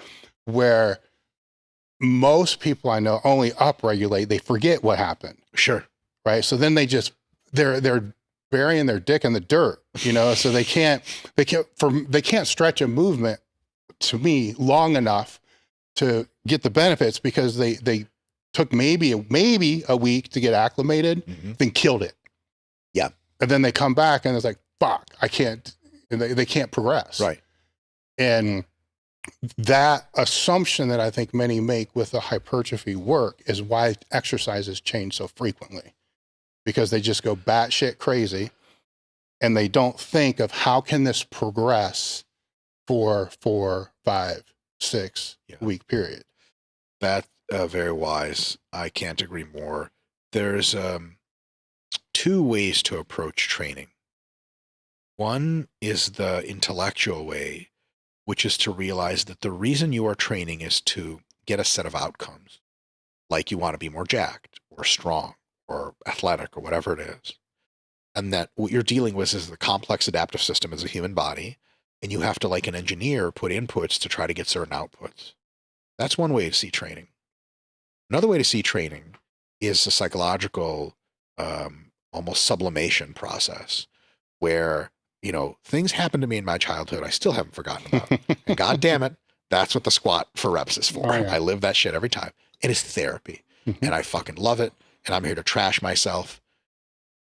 What a lot of people will say in my area of the world is the psychological part of the training is fucking stupid. You're a child. You're not in the gym for therapy. Be a machine. Do what machines do. Input, output. Don't just bury your fucking dick in the sand. Don't fucking crush yourself with volume. Think of how many weeks do I have to progress and how hard do I have to go in week 1 so that I have room to progress in week 2, 3, and 4. And also that week 4 means I can't progress anymore. Like I've done it all. That's great. That is the best way to train. But at the end of the day, if I didn't have serious psychological issues, the fuck would I be bodybuilding for? Like every now and again, you know, it's fun to make fun of other people, just, you know, lightheartedly. So say, oh, you know, those social justice warriors and their purple hair and fucking idiots. And clearly they just got bullied in middle school. Now they think they're like somehow understand how world social justice works. In reality, you know, I'm saying this, but if I walk through like University of Michigan, Ann Arbor, or tons of social justice warriors, they look at me accurately are like, that man has clear issues because what the fuck happened to his face? He sure as shit wasn't born like that. Like, what is he trying to drive at psychologically that gives him this protective shell of big muscles or whatever? There's so much truth to that. So yes, be a scientist, be a logician, be an engineer with your training. Make sure you're designing your training like it's supposed to look if you want the best results.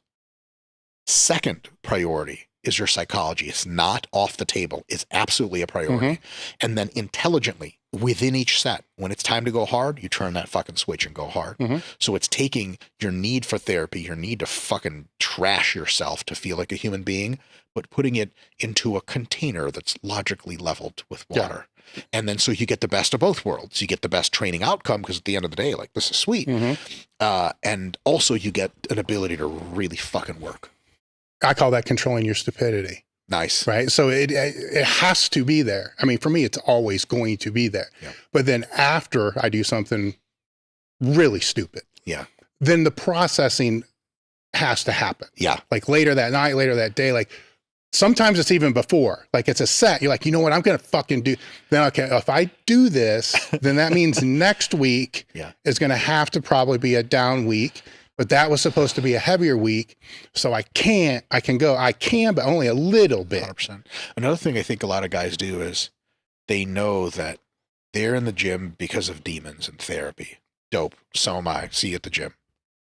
But then they do shit in the gym that is so injurious, so injury risking, so fatiguing that they're setting themselves up for getting out of the gym for a week or 2 or 3 months or their fucking life. Don't do that, man. The gym means more to you. So if it means being a bit more intelligent, ramping down a little bit, and then still coming back to train another day, you can train into your 50s, 60s, and 70s, no fucking problem. But if you want to leave it all in the gym, you know what people say, like, leave it all in the fucking gym. Like, well, hold on, what am I leaving? Like, my ability to come back to the gym later? I don't want to leave that shit. I want that shit coming out the door with me. Yeah. So at some point, you have to be intelligent about saying, look, yeah, I need this for therapy, but because I need it for therapy today, tomorrow, next week, next month, I'm going to be a little bit, at least a little bit measured with how much I do. And the reality is, most of that you can control with the number of sets. One hard set isn't going to fuck you up that much. So if you really want to fucking grind and you don't want any of this RIR nonsense, I feel you 100%. Get our app, 1 set, everything per week, and just go to failure. And then next week, stay 1 set or add another set if you feel like it, go to failure again. You can have great results like that. Not the ideal results, but if the therapy matters to you that much and every set needs to be fucking war, totally. But just don't do that many sets. Also, don't go really heavy.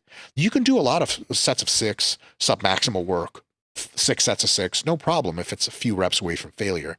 You start grinding 6, 7, 8 reps close to failure, there's only so much of that you have until your body fucking disconnects, like Mr. Potato Head. Right. See, I would call those like a challenge set, is what Meadows would call it.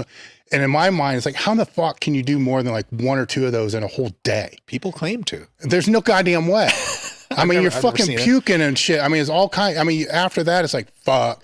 Then you're realistically going with like, what exactly are fucking leg extensions going to do for me right now? Right. That this just didn't do. I can't really move my legs anymore. Like, I'm gonna fucking die.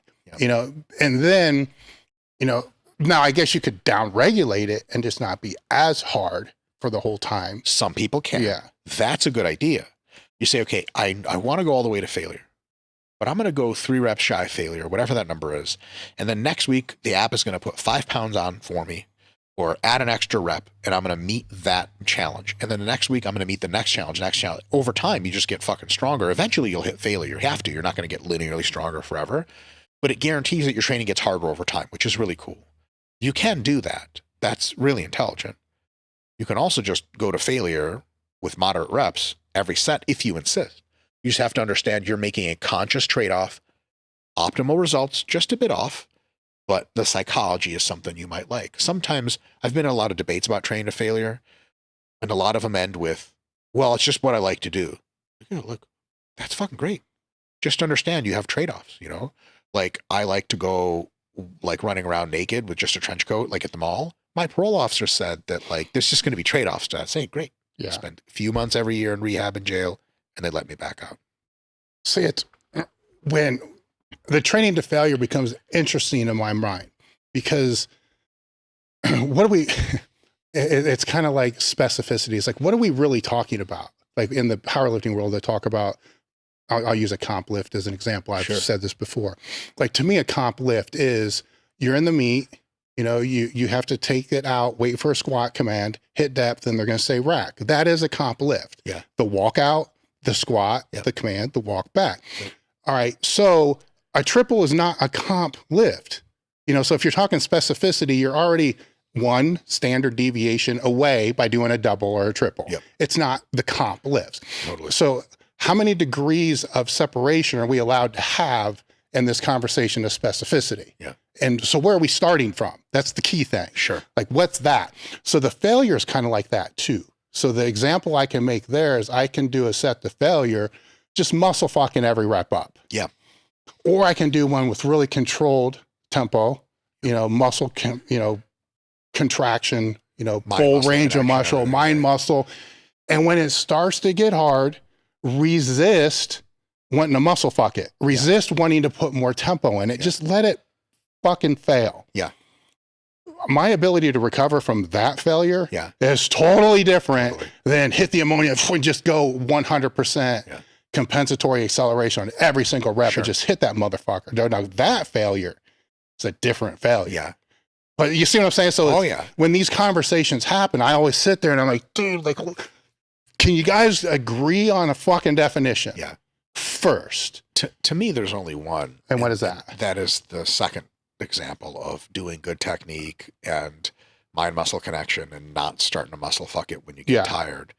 Because if you ask the question of what is the purpose of doing a set to failure in which your technique breaks down completely, I have yet to come up with a cogent answer to that question that satisfies me and allows me to say, yeah, that makes sense. What is exactly the point of like just rocking back and forth on curls? Is it an emotional thing? Does it allow you to just really like feel yourself or some shit like that? Is it pure ego? Yeah, it's pure ego. That's what it is. If you want to go to failure in a way that is conducive to muscle growth and minimally fatigues you, you're just going to do just your biceps. That might even hurt more. It might be challenging to have to think of good technique while you approach failure. But while that is challenging, that is also the hallmark of an advanced lifter, is someone who, as failure gets closer and closer, their technique might even get better because they get more locked into the movement. That's the real hardcore way to train close to failure, That whole idea that you just like clip in and just fucking go. I see people do like leg press, just fucking go. Like, well, how deep do we take a pause of them? Just go. You just end up doing these little wiggle reps and stuff. Like, yeah, man, fucking handled 9 plates aside for, shut the fuck up. You know, I don't even know what handled means. You mean lifted? Because you didn't. You just had a seizure out of the fucking leg press. So I think it's always important, almost always, always, good technique first with good control, good tempo. Whatever tempo you choose, you stick to it. And then failure is in the context of that afterwards. And it's, to me, there's not a time in the gym where you're going to jettison your technique and just go. That brings you more fatigue for no extra stimulus, less stimulus actually, because all of your other muscles start to contribute. And the target muscle can get a little bit of a break. Higher increase of a probability of injury. What else? What is the plus side? No one's ever explained the plus side to me. When I have clinics and I teach lifters how to do the accessories, I think should be trained like a bodybuilder. I've always felt that way, right? Because I just don't see the logic in muscle fucking. Well, that's what you're doing is you're building. You're trying to build. Why the fuck you do accessories? And so the way I'll explain it to them is use when it's controlled. What they typically will do is they'll keep it controlled, but then because it says 10 or 12, they get loose to get to 10 or 12. Sure. And they might have actually failed at 8. You know, so I'm like, all you're doing is kicking the can down the road. For sure. You know, which makes no sense to me. Like, just let it. But a lot of people get locked in because it says 8, 10, 12. I got to do 12. Right. Like, that's just a marker. It's a, you know, it's the goal, but it's not the outcome. You know, that's so true. I don't know if this is true, and this is very obscene, but apparently, I don't know, don't crucify me for this, but apparently there's some like sects of religion. I've heard it's Mormons. I don't know if I believe that. Or maybe like the Pennsylvania Dutch. What are they called? God damn it. Amish. Okay. I don't know who I'm sorry to all these groups. Yeah. Forget I said that. There's apparently a group of people that like these people, you people,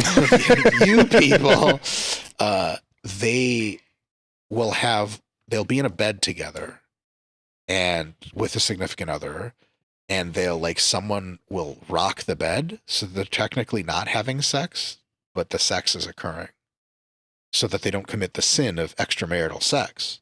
But at the same time, someone else is pushing the bed up and down, so the sex still happens. And I'm always like, God created the whole world, right? Do you think he can't see what you're doing?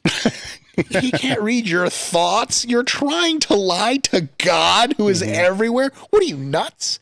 That kind of thing to me is similar to like saying, oh, I got 8 reps, really, but I'm going to do 10 and write 10 of my shit because I had to do this. Are you lying to your muscles? You don't think your biceps got the tension transduction message of exactly and only your bicep tension? Do you think that if you hip into it and get 10 reps, your biceps are like, oh, hey fellas, he did 10. It wasn't 8. Go, grow more muscle. No, they're going to be like, That was 8 actual reps of tension and 2 reps of the glutes did all the work. So like we're going to cause 8 reps of growth. And then the glutes get 2 reps of dog shit, not whatever, just fatigue basically, because it's not that hard for them to do. You can't lie to your body. You got to train a muscle. You got to expose that muscle to the tension. Put it in a position where it's not its strongest, maybe, but in a position where it is leveraged to be exposed to tension. Like if you do proper bicep curls, if you sit up real tall and you stretch out and you get the bicep back here, it pulls the shit apart. I don't like how that feels.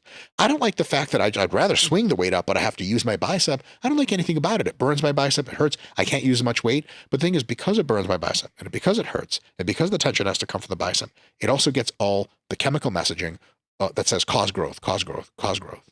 So if you want to get away from having to do the work with your chest, your biceps, your back, whatever it is, yes, you can put more reps into your fucking tracker or your RP hypertrophy app.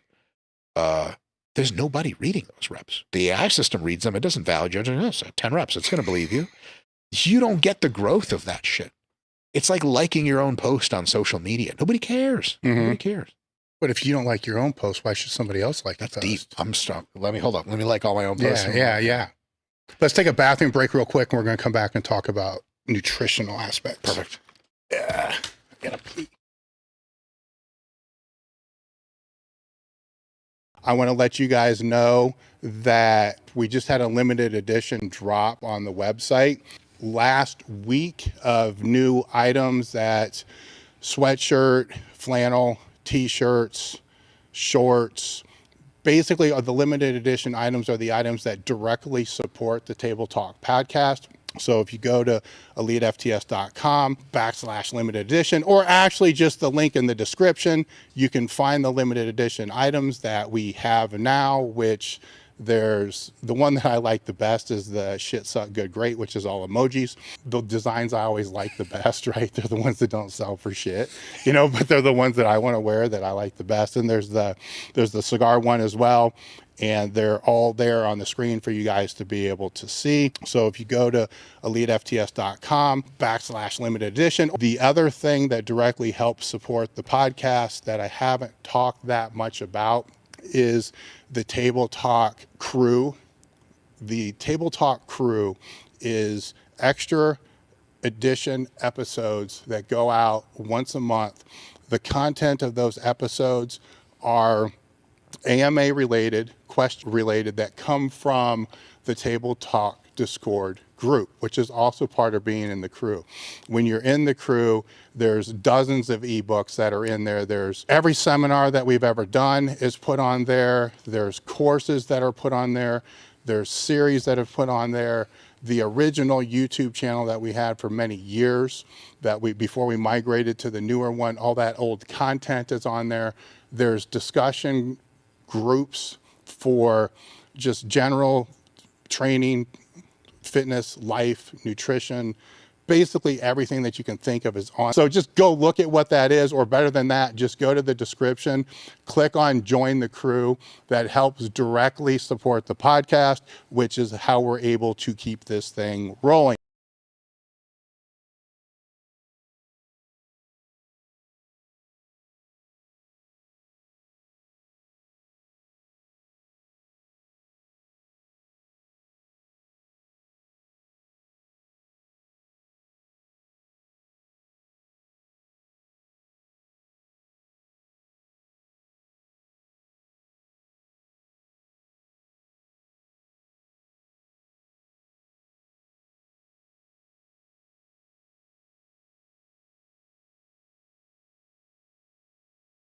Is brought to you by First Attachment.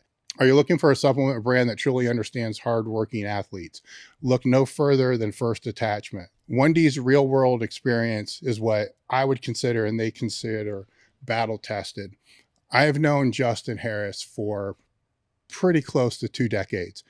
And if there's anybody that I trust with nutritional and supplement needs, it's Justin Harris. If you guys have followed me and have followed the podcast, you pretty much already know how I feel about the supplement industry. For me to get behind any brand, I have to trust the brand and I have to trust the person both. And I'm pretty sure you guys all know why. When it comes to creating formulas and putting products on the market, and there's nobody that I trust more than Justin Harris. While I love all of their products, I'd suggest that you check out the Field Rations and WTH first. Go to www.firstdetachment.com and use the code TableTalk10 to save 10% off each order. The link is in the description.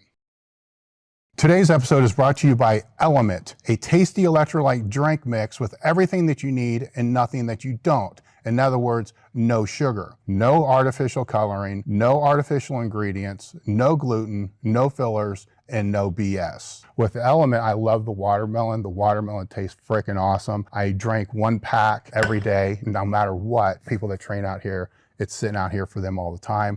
The boxes don't last very long. Right now, Element is offering Table Talk listeners a free sample pack with any purchase. That's 8 single serving packages free with any Element order. Get yours at drinkelement.com/Table Talk. The deal is only available through the link in the description. The other thing is, if you don't like it, you can just give it away to a salty friend and Element will give you a 100% refund. No risk, money back guarantee. Head over to drinkelement.com/Table Talk.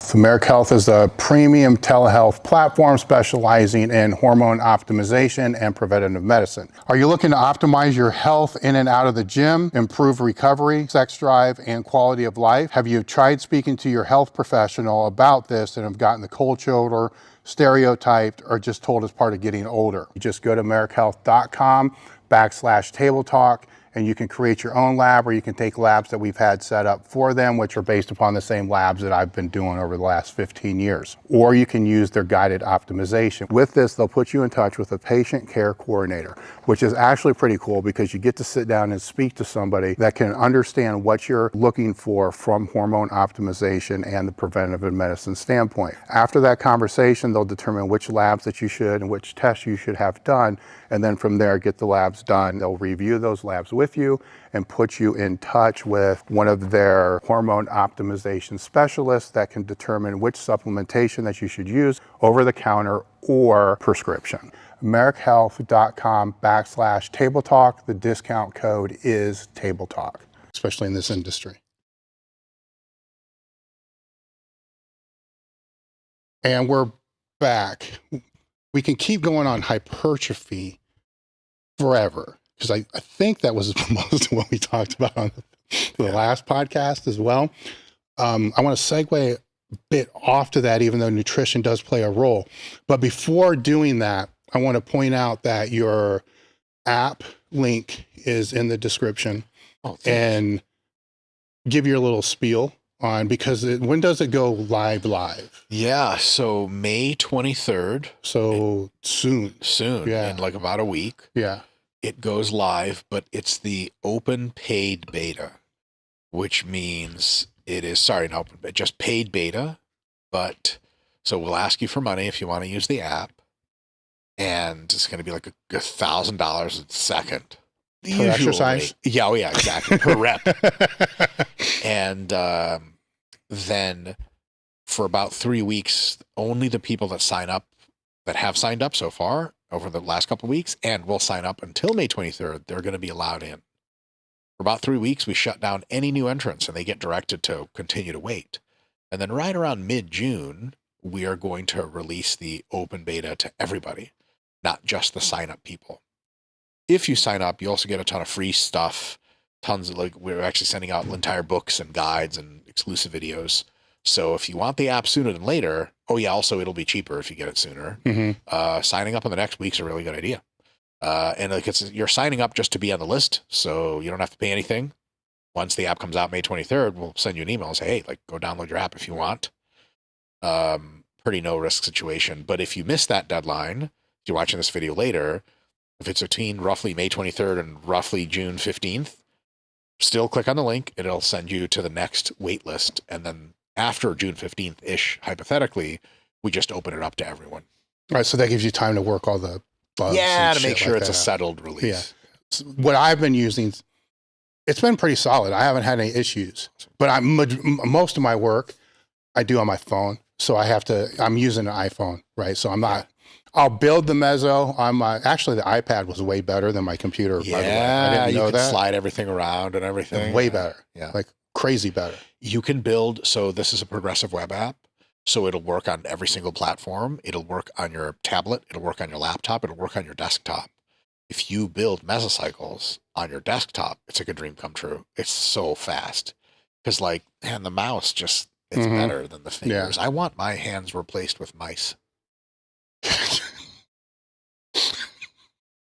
don't know if I said that wrong. I don't think you thought that through very well, to be honest with you. Because if your hands are mice, then how are you going to rub it out? Oh, the computer does that. Don't worry, the future. I've already planned for this. Don't you ever just get tired of rubbing it out yourself? Couldn't a machine do this better than me, you think? Oh, yeah. Yeah. I think there are machines. You don't, are there? I don't know. There's like a fleshlight, right? But there has to be a fleshlight that's automatic. Yeah, because I'm not moving it around. I've done enough of that in my life.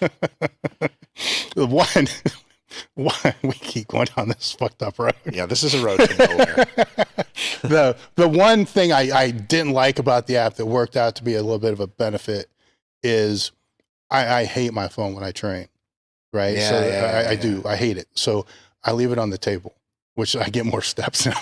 Because Sure. if I'm over there doing it, then I got to walk back after each exercise to kind of put the shit in there instead of doing it all after the training, which I'm not smart enough to do that. I can't remember long enough. Oh yeah, fuck that. Neither can I. It's like, so it's after each movement, even with the movement, it's like, yeah, okay, sometimes after each movement, a lot of times after each set, I'll just type it in. Yeah. So I didn't think I was going to like it at all, to be completely honest.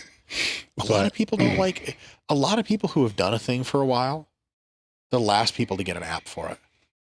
And they have their way of doing things that they like. Apps are often for people that don't do a thing often. And then you give them an app and they're like, oh, wow, oh, this is great. I'll use this. What we try to do with Hypertrophy app is to make it an app for people that already lift and know how to train. So there's just, as you notice, there's not a lot of fluff in there. It's like, pick your movements. Here's week 1, hit it. Choose your weight, type in your reps, hit the green check mark. You finish the set, on to the next. That's it. We could have made it way fancier.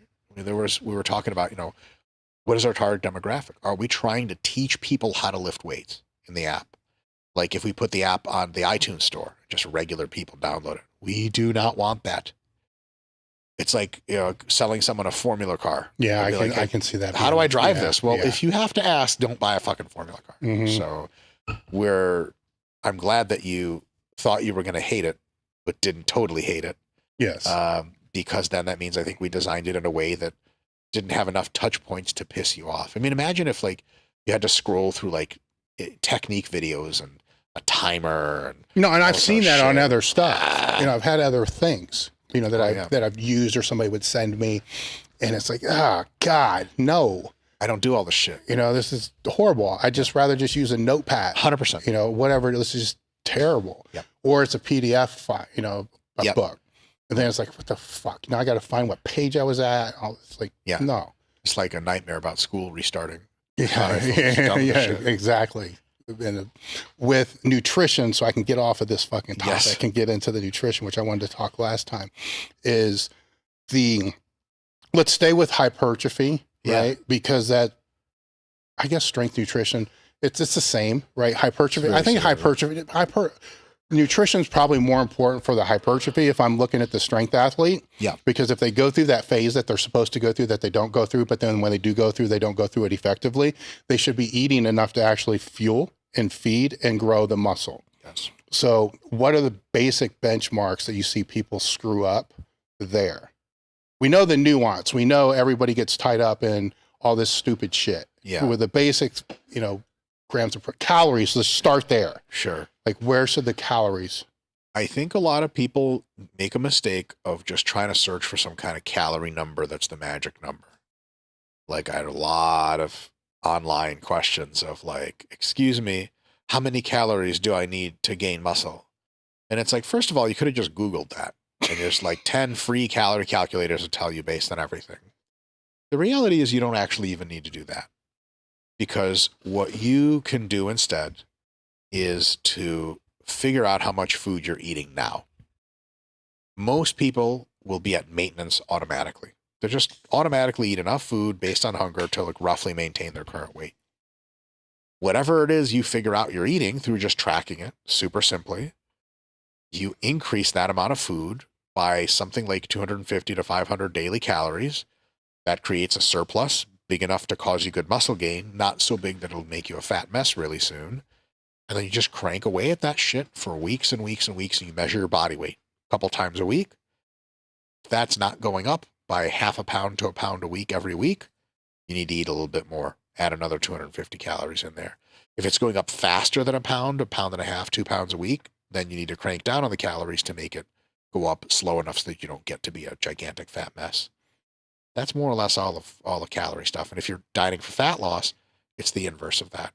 So you start out with however much you're eating, subtract 500 to 1,000 or 500 to 750 calories from that, and then just continue to eat that until your weight loss slows down enough to where you're like, I'm not losing as quick as I want to. Then you have to bump the calories down again in many cases. What about their macros? Yeah. Because they say they start tracking. Yep. I can make it more simple. Just weigh yourself every day. If it's not going up or if it's not going down, then your calories, what you're eating, is basically That's it. maintenance. But they don't know what it is, Sure. right? So the adjustments, I guess if it's just eat more, they could just eat Sure. more. But usually that scale hasn't changed because they've tried to eat more, but don't do it consistently enough to make the changes. Oh, the consistency is a whole other thing. And I think the tracking can help. If Yeah. they don't know, at least from the jump, can help with the consistency of that.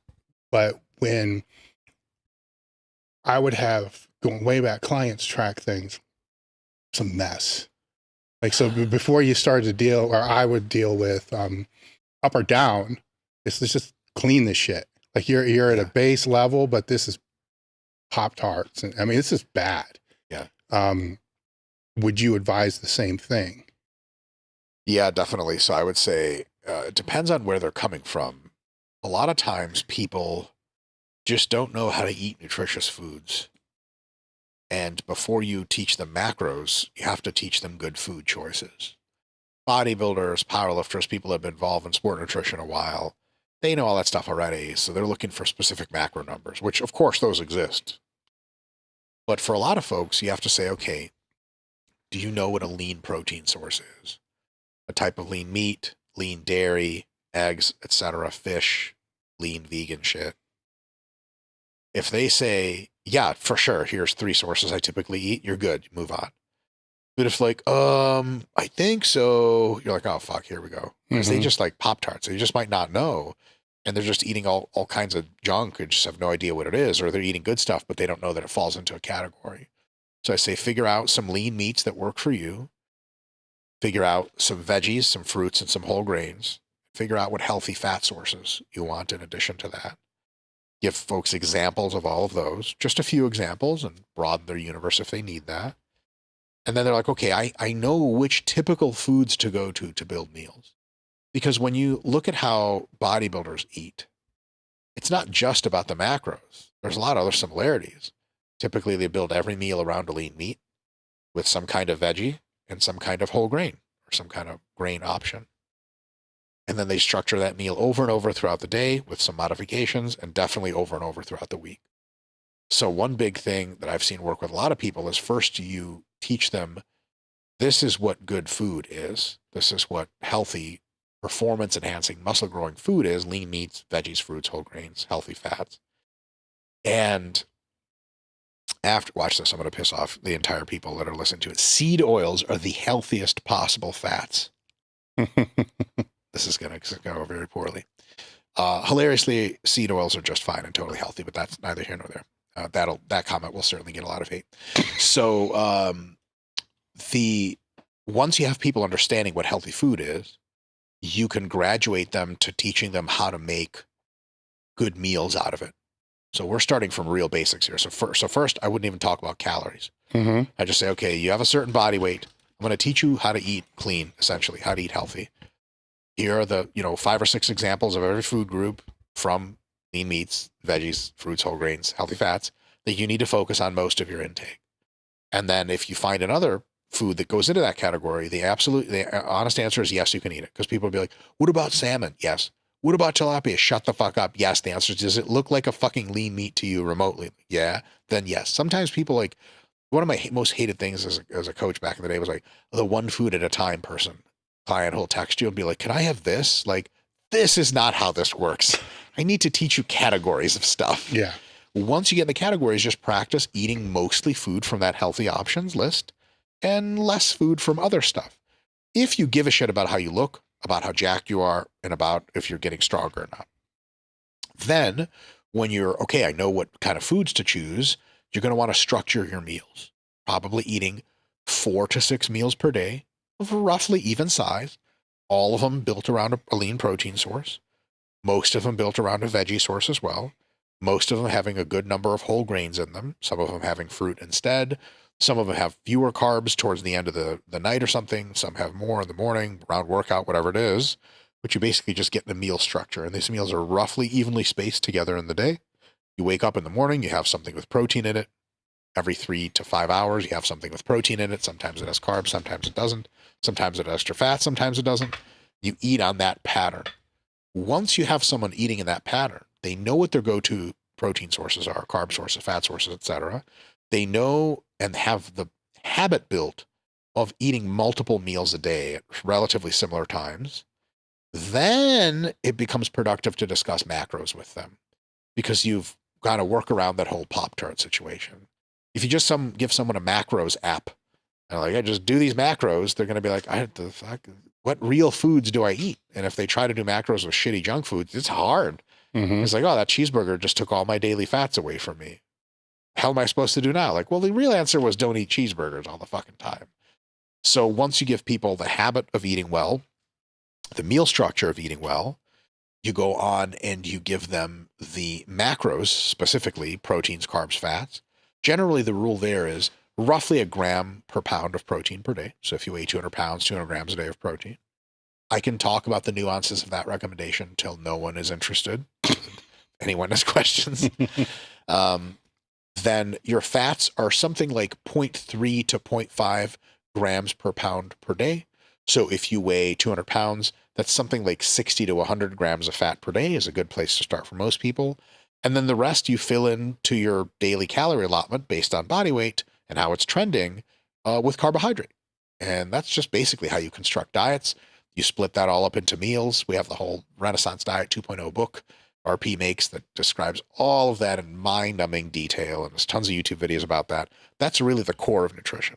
And then that thing you said a little while back before I got ranty was consistency. And consistency is one of the most critical parts of diet, because there's that meme on the internet with a person's like, I had like a salad. Am I healthy yet? Have I lost weight yet? And it's like, no, you need a few salads in a row. So, so at the end of the day, consistency is what builds, or what shreds if you're into that sort of thing. And a lot of people struggle with consistency, because consistency means that you are, let's see if I can put my foot up on something. I'm a put my foot on stuff kind of guy.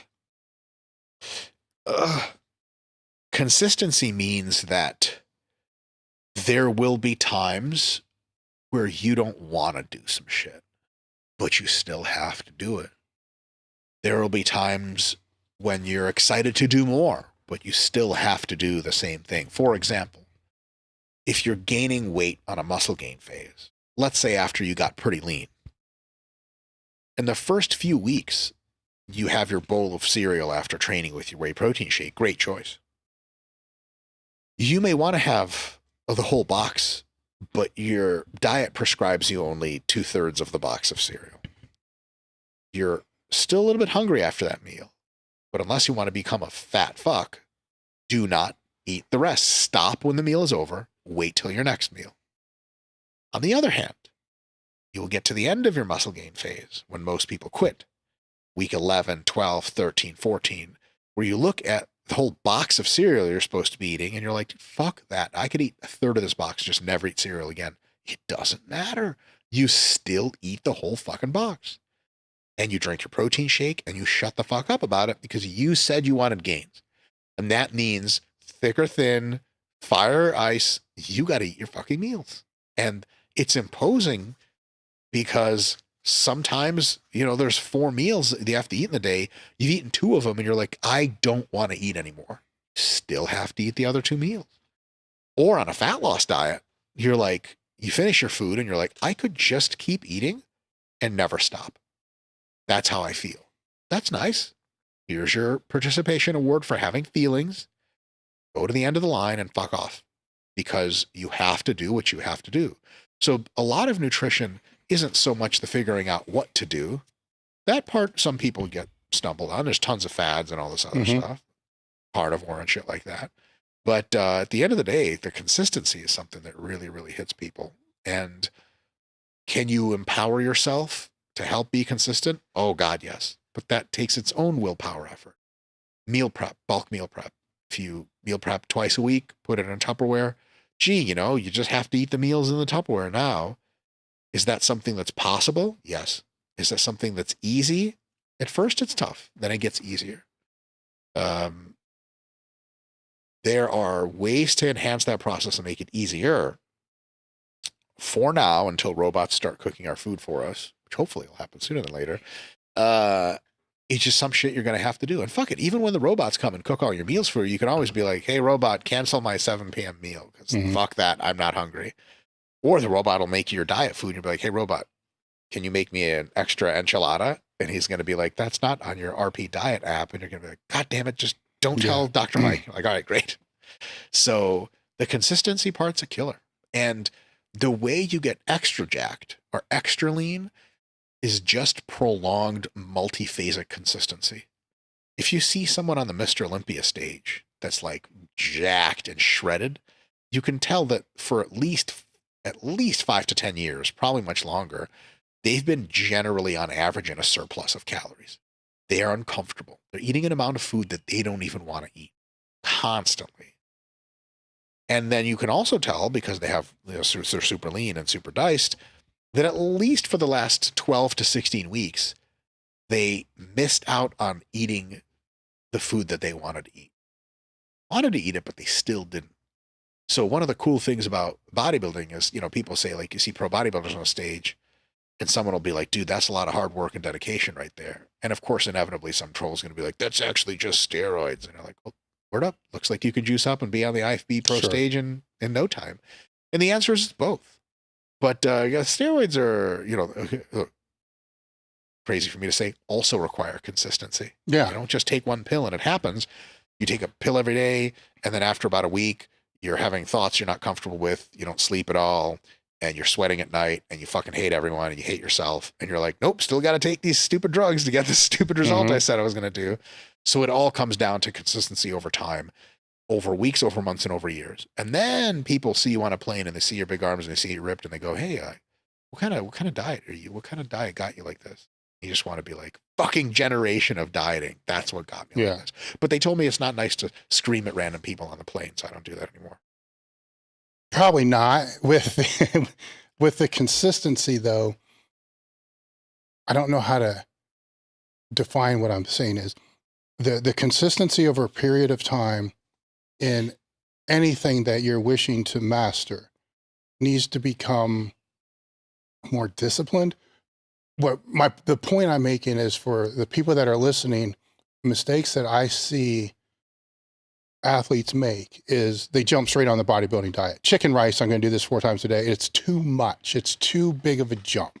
Where just fucking eat 2 meals. If you don't have any structured meals, just start with like 3 structured meals a day. Fuck whatever it is. Build that habit and then stack on it.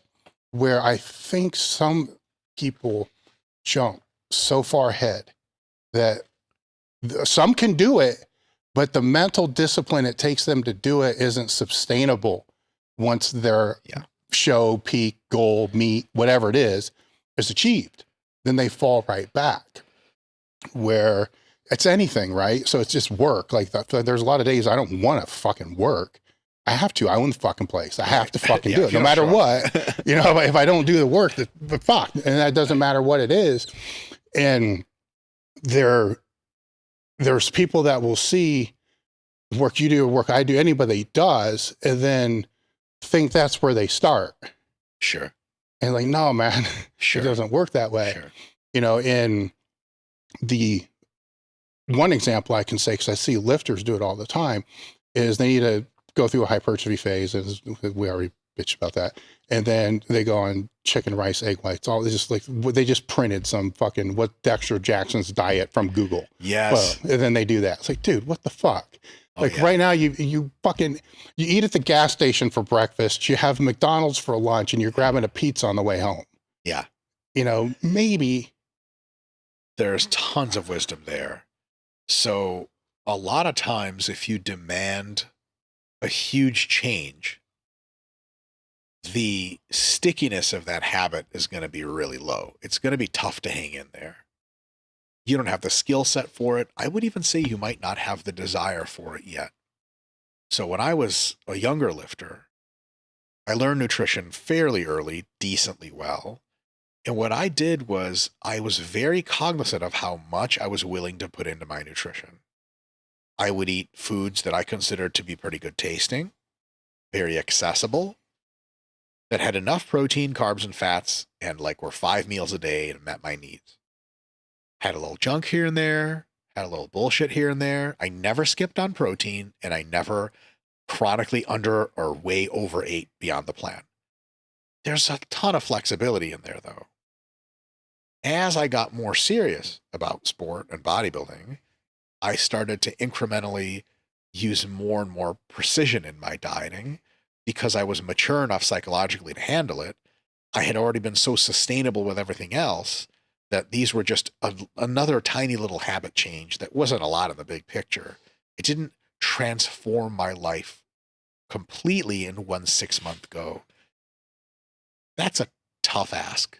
And I think it leads people down the wrong road, because then they have this sort of bipolar understanding of nutrition where they go, either I'm eating like from the dumpster behind the fucking Dunkin' Donuts, essentially, or I am eating Phil Heath's exact diet for his 2014 Mr. Olympia or whatever. There's a lot of room between those two. And even within a competitive season, you should be a little bit one side versus the other.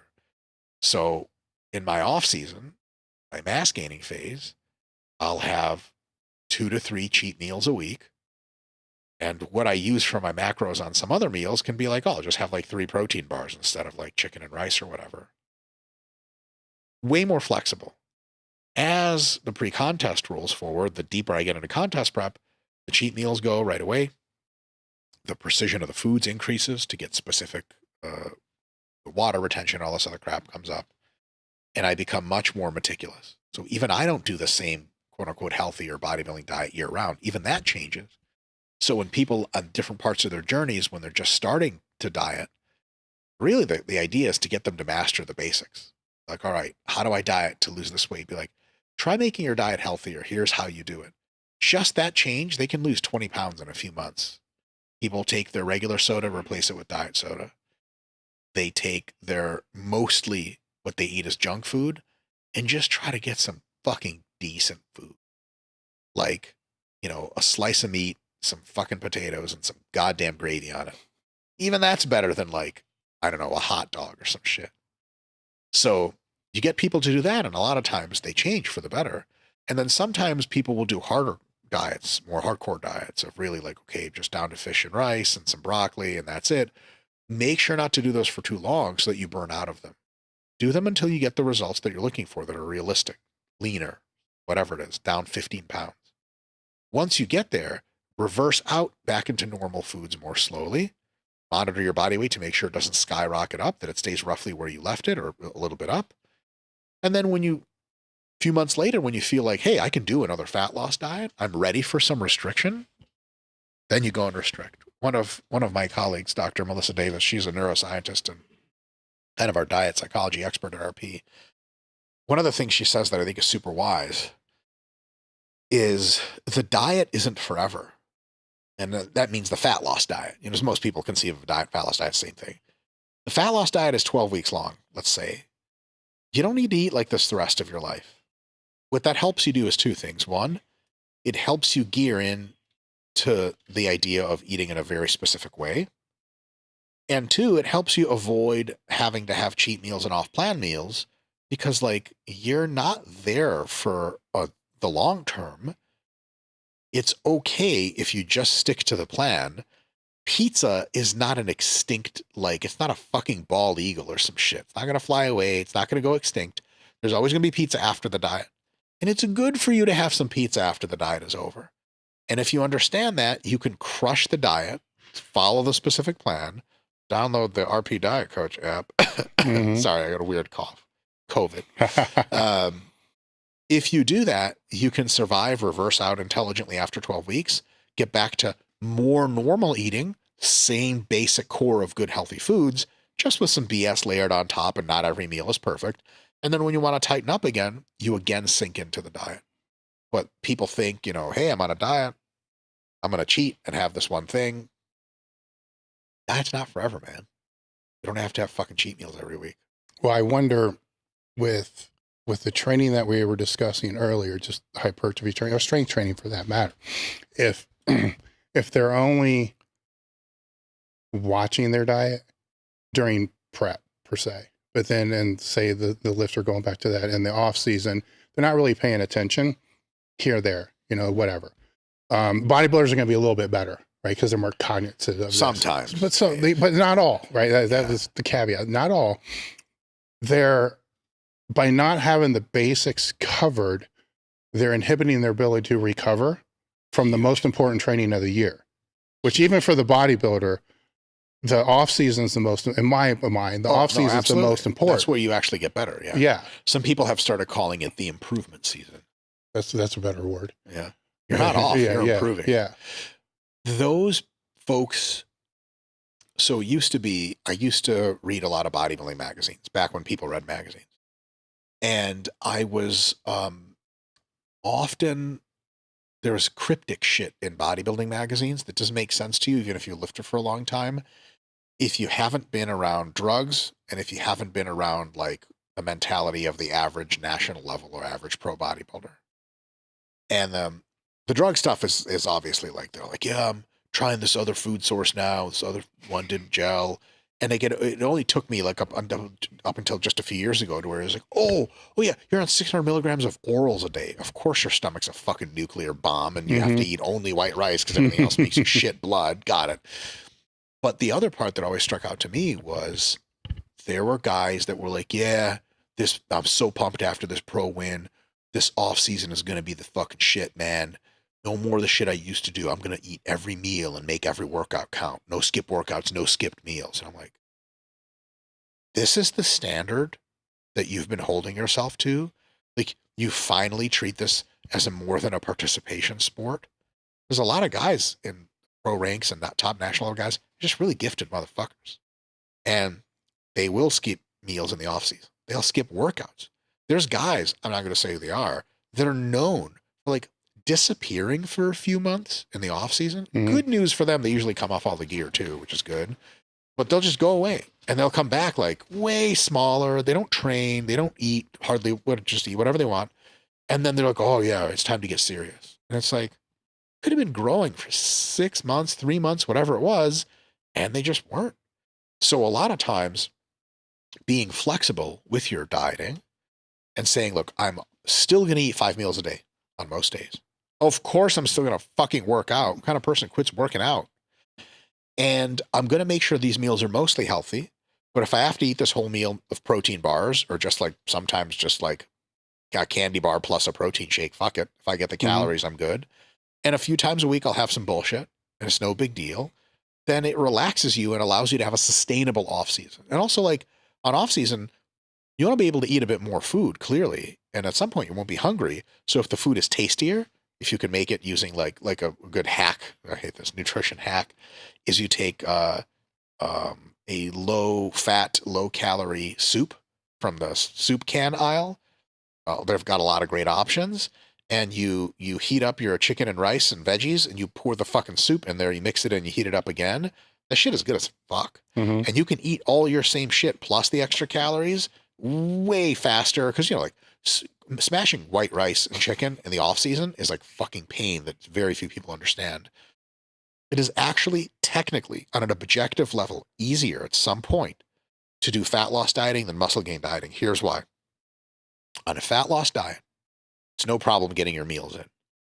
All you have to do is resist the temptation to eat extra. Do nothing and you win. Can you imagine a marathon race or a powerlifting meet? So just don't do anything and you'll win. That's how fat loss dieting works. Pretty good gig. Muscle gain dieting, you have to have those 3 spoonfuls of chicken and rice in your mouth or you don't win. At some point, there's food that's all the way up to your throat and you're I'm going to throw up. And you do. And you still eat.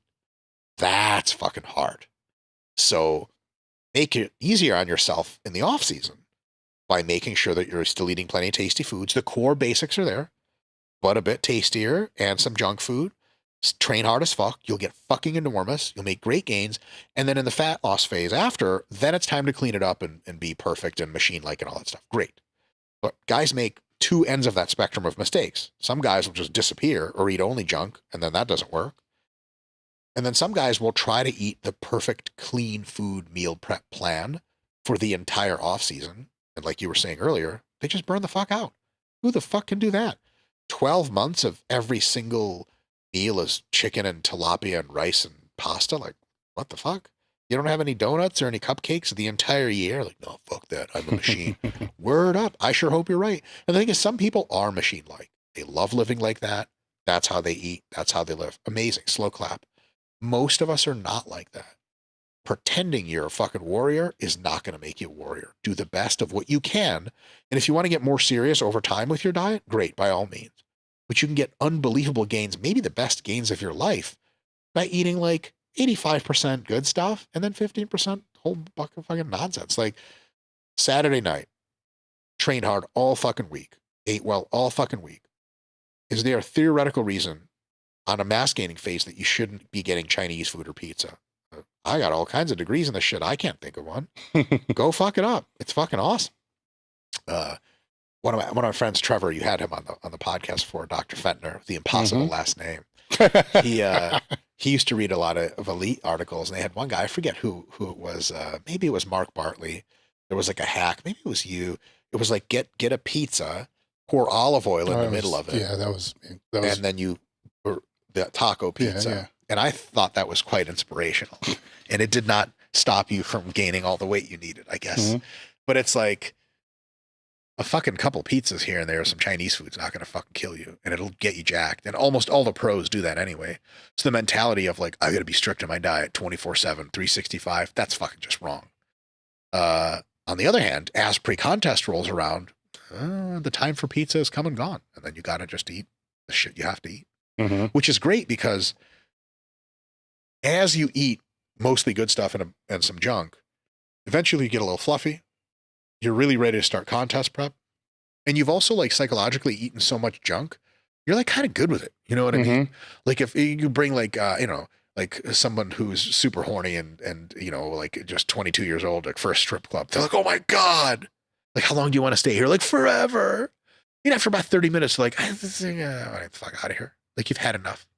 After 16 weeks of eating pizza and Chinese food every weekend, someone's like, what do you think? Pizza, Chinese, Taco Bell? You're like, whatever. Let's just start contest prep. I don't even want this shit. Yeah. I have actually had situations in my own muscle gain phases where I would eat clean instead of taking a cheat meal because I was just fucking done eating. Like you eat so much junk food that junk food starts to look like it's fucking poison. And you're like, I don't want that in me. Eat like a Twinkie and you feel the fat slide down your throat and you're like, oh God, I'm not an athlete. Yeah, I know it well. Very well. It's like, one of my favorite feelings. Yeah, well, it sucks because you still have to, somehow or another, you still have to get the calories in. 100%. Right? Where you know, I'd have times where I would eat ridiculous amounts of shit. Then the next day I'm behind the ball. Yeah. Right. And it's like, okay, I can be behind the ball a little bit because I had like 8,000 extra calories last night. But over a period of a week, you end up being in a deficit more than not. Yeah. And like, fuck that. Then you wonder, it's like overtraining, you know, being berserk on one big training day, 9 challenge sets and all this other stuff. Sure. Did that one day just fuck the whole week. Right. Dan, I have a question for you, if this is okay. Yeah.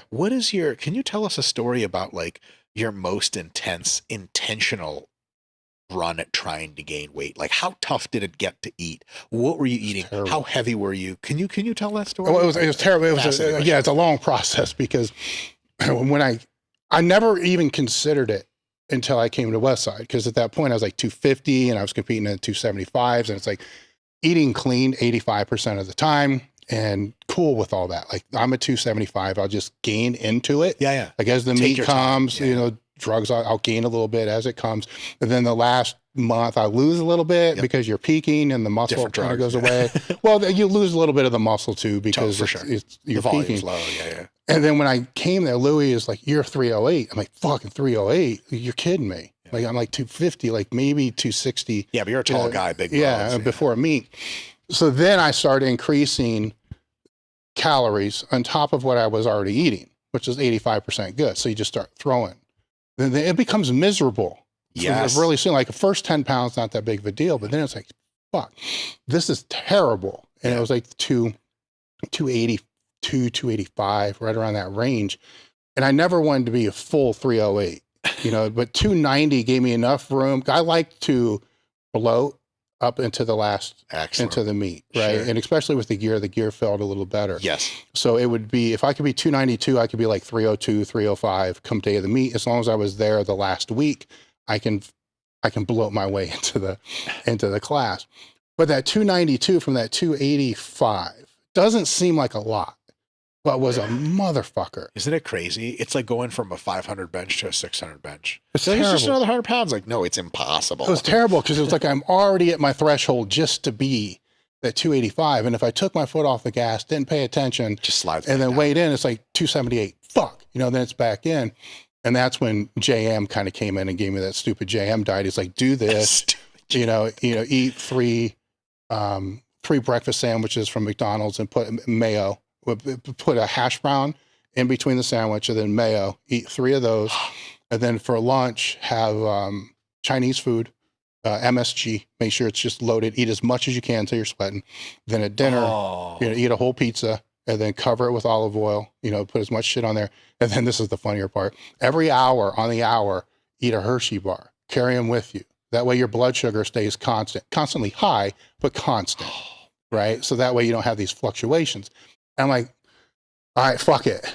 I'll do it. You did that. Yeah. And now the fucked up part is when people see this story and I told it to Meadows, they think I did this for like a year. Right. It's like, this was like 3 weeks. Right. You can't, there are people that do it for a year and they're on My 600-Pound Life TV show. No, this was like, for them, it's a lifestyle. Yeah. This was to get over the speed bump. Yeah. And it did. And it was fucking miserable.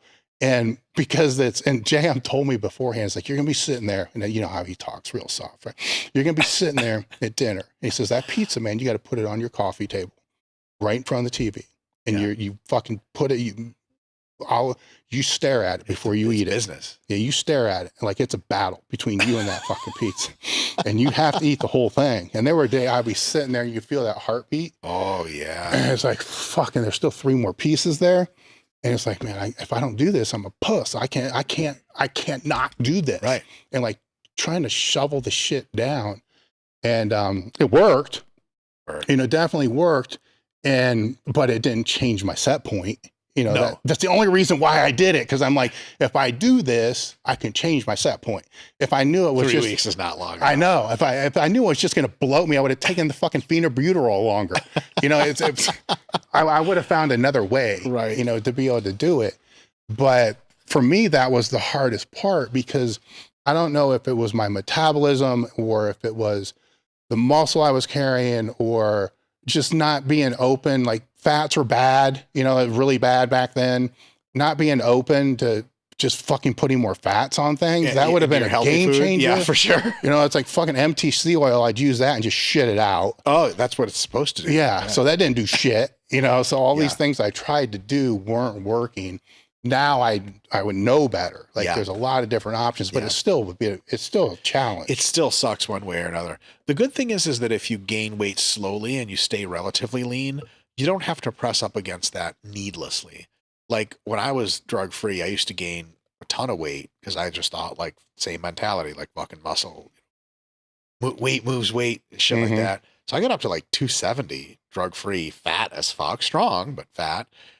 And the way up there was just really difficult because, you know, like your body's not interested in growing anymore. Your hunger signaling is like, dude, fuck you. What are you doing?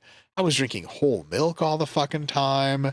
I had an incident where I like had a bunch of cereal and milk and then went to sleep and like the shit went from my esophagus down my windpipe. So I like woke up choking to death and vomited. So I woke up choking to death in my room and then I stabilized. I was like, I coughed a bunch of stuff up. And then I was breathing and I was like, Mhm.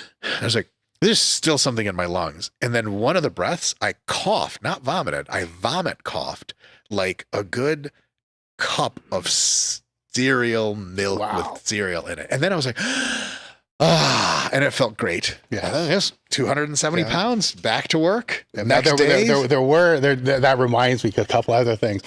I would have to be very strategic about what I ate before the dynamic squat stuff because it was fast. Right? Oh, 'Cause yeah. basically, it's an AMRAP, right, on the minute, every minute. Totally. So I had to make sure whatever I ate came out fast because I was going to puke. You were going to do it. I was going to puke. So it's just out the door, boom, blow it out, come back. Like oatmeal, shit like that comes out good.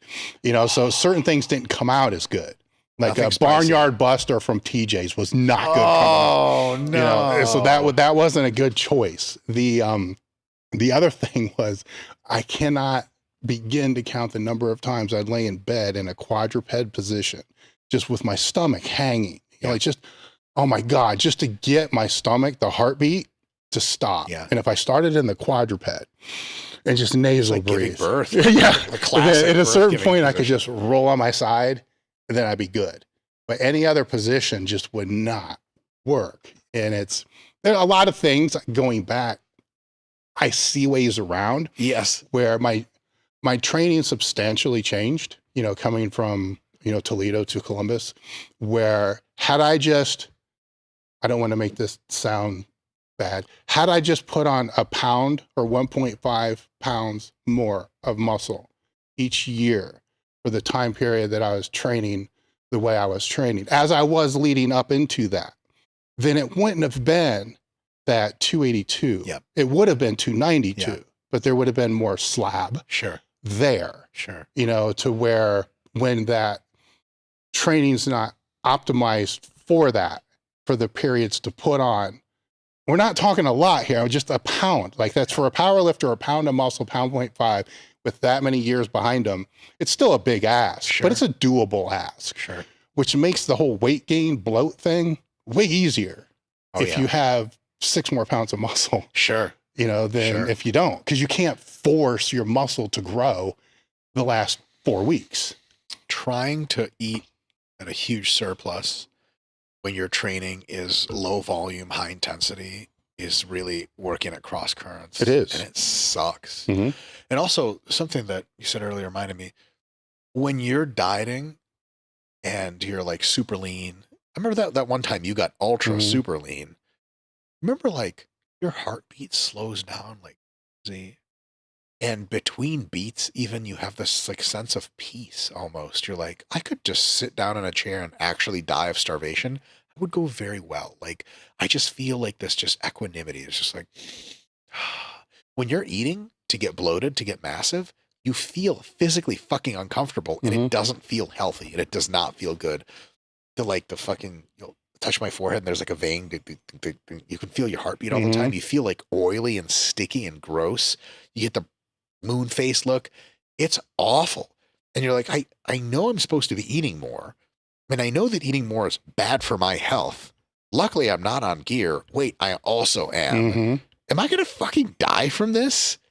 Ugh. You know, Yeah. it's like, it's a fighting against everything to gain weight. And just recently, I was gaining from 250 to 255 in my last off season. And I will say, for the first time in my life, I ran into sleep apnea. I was really lucky. I'd never gotten it before. And that was just too much muscle, apparently. My neck's too jacked. And I ran into sleep apnea. I was 38 years old. I'm going to be 39 here in a couple of weeks. And I was like, could I get a CPAP to take this to the next level? And my answer to myself was no. And it was strange that I answered that, because an earlier version of me would be like, fuck it, whatever it takes. Yeah. I was like, nah, I'm not going to. I'm already at the top of the heavyweights in bodybuilding, muscle mass wise. Any more muscle that I put on, much more, is going to take me out of that, my most competitive class. I'm only 5'6", like the super heavies are all taller. And I told myself, I'm not going to go any further. So I cut off my mass gain phase and replaced it with like a much slower mass gain phase. I felt a ton better. But it was interesting because I talked to, in Vegas where I was training at the time, Dragon Slayers, all pros. And I talked to a few of them. And one guy had just was gaining up to 320 for the first time. And I was like, comedically, obviously, I was like, how do you feel? He's like, oh my God, terrible. Mm-hmm. And I was like, how was your sleep? He's like, well, I just got a CPAP a few weeks ago, so it's been great. And I was like, what was it like before that? He's like, well, I did a sleep study and I was waking up 59 times in 1 hour, apparently. Like, oh my God, you're choking to death every fucking minute. He's like, yep. And nothing about getting that far out of your comfort zone, size-wise, feels good. Do you remember how great and mobile you were when you were gaining to 300, Dave? Remember that? Oh, yeah, that's fucking awesome. Jumping out of your car and jumping back in. Everything blows. And then you have to ask the question of, why the hell am I doing this to myself? Hopefully there's an answer in there somewhere. I guess a lot of people ask, what motivates you as a bodybuilder, as a powerlifter? Do you ever get that? Do you ever get asked that question back? All the time. Do you ever get it now? What is your standard answer for that? I don't. I don't begin to answer it because they don't know. Yeah. They can't comprehend. Sure. Right now, we could have a conversation and you just know. Sure. Right. So I just gave up trying to explain something that they're not going to understand. Where if whatever their passion is, I'm probably not passionate about. So if they're passionate about piano or something like that, they're not going to be able to explain to me, what that really is. Yeah. So I just don't. Interesting. But then, obviously they'll judge, but I don't care, so they'll forget about it 5 minutes later, 10 minutes later, because I'm not that important. No, because we're not that important to these other people that they're not going to give a fuck 10 minutes later. Totally. They just want to figure out why the fuck you do what you do. I don't know. I think for me, a lot of times it's not even so much that it's a goal-oriented thing. It's it's a journey of experience. The idea of hitting a PR, the feel of a PR in the gym, even the hunt for a PR, there's something magical about it. The idea of getting the biggest pump of your entire life and looking in the mirror and being like, holy fuck, that is fucking magical. And after a while, you're so involved in the lifestyle of making these things happen, and those habits of training and eating are so ingrained and you like them so much. When people ask you, so what motivates you to do all this? You're like, I forgot. I just do it because I like it. It's not really they're not even an explicit goal after a while. Because you ask people I was actually, name drop alert. Here comes the name drop. As credit to who it's due. I was talking to Jay Cutler at gym in Vegas, and he knows of who I am sometimes, and I of course instantly fell to my knees and started crying when he walked up to me, the usual. And he was like, what are you training for? And I was like, oh yeah, Masters Nationals. I'm low key seeing if I have what it takes to maybe get a Masters Pro card. I don't know, probably not. Blah blah. And, he said very nice things, and he was like, what about after? And I was like, well, yeah, I think what I do, if I get a pro card somehow, I cry for 10 days after, it'll be a miraculous experience. I'm going to do one pro show and then I'll be out. And he looks at me and he smiles and says, no, you're not. And I was like, what do you mean? He's like, I told myself that for fucking years. Yeah. I was just going to do one more show, just win one more Olympia, and then I was out. And you just keep wanting more. And I was like, fuck, I sure hope that's not true. But it's Jay Cutler telling me it's probably true. And it's just you just keep doing the thing that you're doing. Imagine, hitting some kind of total in powerlifting. That's the biggest total you've wanted for a long time. What do you do after that? How many people really just quit? Well, you have to, I have put more thought into this when I'm leading than what I'm putting out there. Sure. Is what I've concluded, for myself, is it's a process. It's a journey of mastery that I have more control of than other journeys that I'm on. Yes. So in business, it's a journey of mastery, but I only have so much realistic control because there's a lot of things outside my control that impact The customer. customer, economy, there's a lot of variables. I mean, and it's overwhelming, because you got to try to figure those out and figure out which ones matter and which ones don't to be able to move that. Now, in the strength journey of however it is, competing at the higher level or figuring out to keep training the way that I like to train now, to be able to just push for something in the abyss that's out there that I can train for. I can control most of the variables, right? Most of them I can control. Oh, yeah. Some age changes things, but I can still control those. Sure. Like I know the changes. I know what's going to happen. I know what's expected. I know how to change what my projected outcome is. Sure. I can't do that with anything else. I can't even do that. I've been married 30 some years, whatever. I really can't even do that in marriage either. No, you think right? you can do that in marriage? Holy so shit. I think it's having that ability to control a mastery process that we become kind of addicted to. Yes. And it can be very serving because all those skills carry over to life, business, and everything else. It can also destroy some people because it becomes their identity, and the journey isn't the journey is what they should identify with. Yeah. Not the pro card, the world record holder, or whatever it is. And everybody says that, and everybody's told that, but I don't think you really get it until you're through it. Sure. And on the other side, you kind of look back and say, oh, okay, this is what it was. Then I can also look back and see those people that are stuck in that identity. It's like, dude, it's over. Well, I think you wanted to talk about how aging. this all works with aging. I think that's the perfect segue. Huh? Yeah. So that I'll shorten my version, then I'll let you expand on it because a lot of my version I actually stole from your video. Excellent. Because you do such a great job of explaining things. Where for years I've always said it's a weird dichotomy because as we're coming up, the main thing is as a teenager and all this stuff, train really fucking hard and don't worry about getting hurt. Just train your ass off. Yeah. Bust your ass. Then at some fucked up time, it's not about that. It's really about don't get hurt and train really hard. Mm-hmm.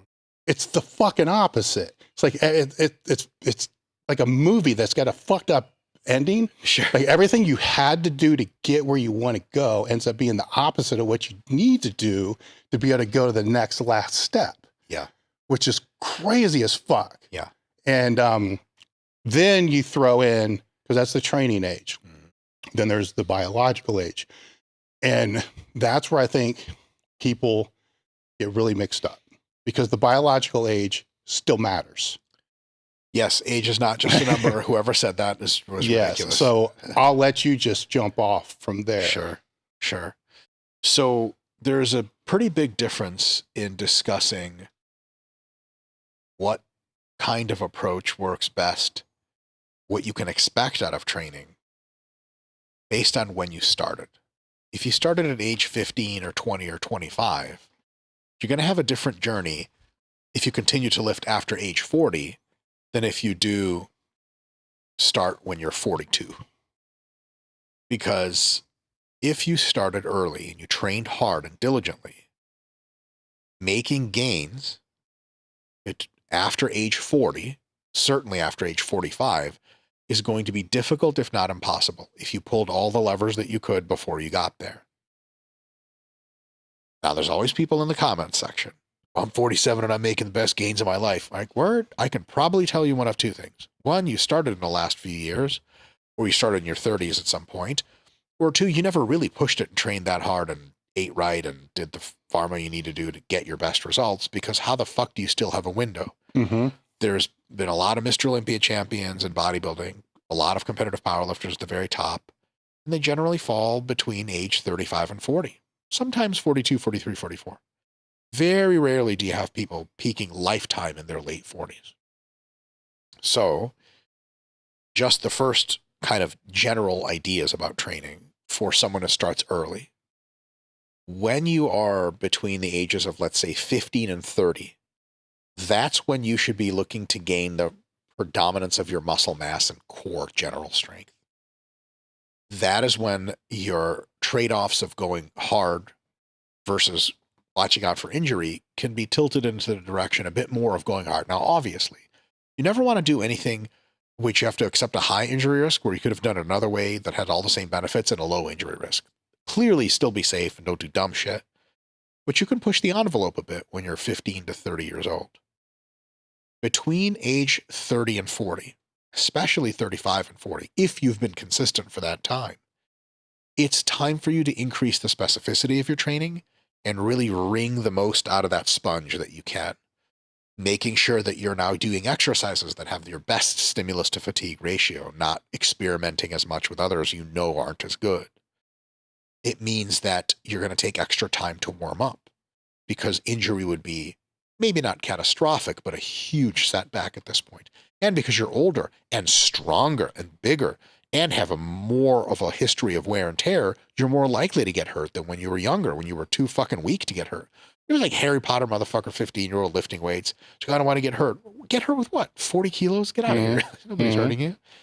So at some point after age 40, between 40 and 45, if you haven't made your run at the big one, the big peak a few times, now's the time. And at that point, if you're in bodybuilding world, you prioritize getting lean over getting bigger, try to maintain your size, maybe increase it a little bit, but it's really just time to do the thing. If there was, pharmaceutical interventions you haven't done that you wanted to do, now's the time to do them. It's time to wrap it up. After age 45 or so, whether or not you've accomplished what you've set out to accomplish, if you've been training your entire life, as of the year 2023, my best recommendation as a sports scientist and a human being, get out of my face, fly,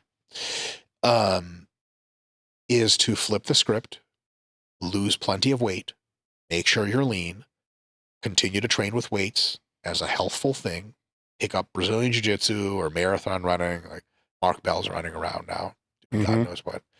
And do not any longer pursue three things: maximum size, maximum strength, and maximum drug use.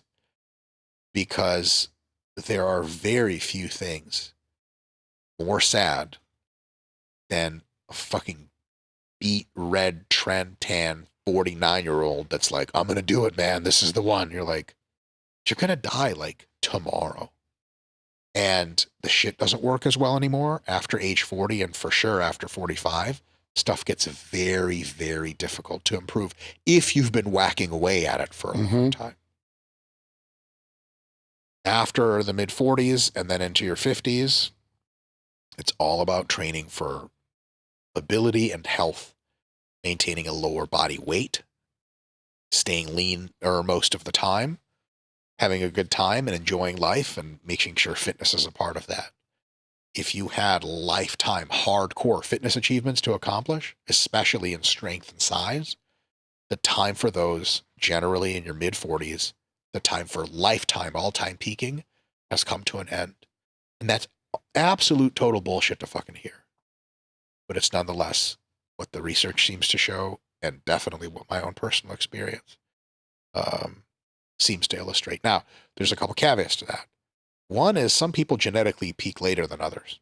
Some people can get stronger into their late 40s. If you're that person, fuck, sweet. As long as you're healthy, keep going at it. Some people start a lot later, then their timelines are way fudged. I mean, if you start training at age 42, you can get linearly better until you're 52 and older. You see, I'm making gains still. Like, yeah, sweet, you started late. If you were not so serious in your early years, or you quit for 5 years at a time, you can get really great gains way past your 40s because you just crank up the seriousness. If someone's like, yeah, I've been training weights for 25 years. Okay. How? They're 46 years old. Great. What's your training like? Like, well, yeah, I didn't eat much and I trained like 2 or 3 times a week. Like, okay. Train 5 times a week. They're like, holy fucking shit, I'm the best ever. Like, yeah, no shit. Because what you call training was never really maximum full send training. Another caveat is, I don't want to put too fine a point on it, but shit is going to be changing really fast here in the next about 10 years.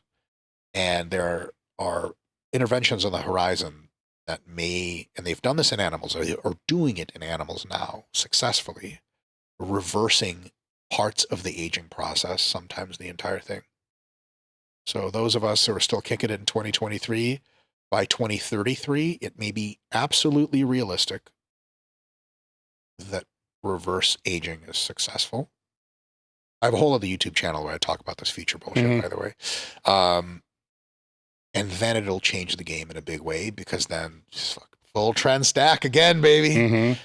Just kidding. But then that'll be a totally different discussion.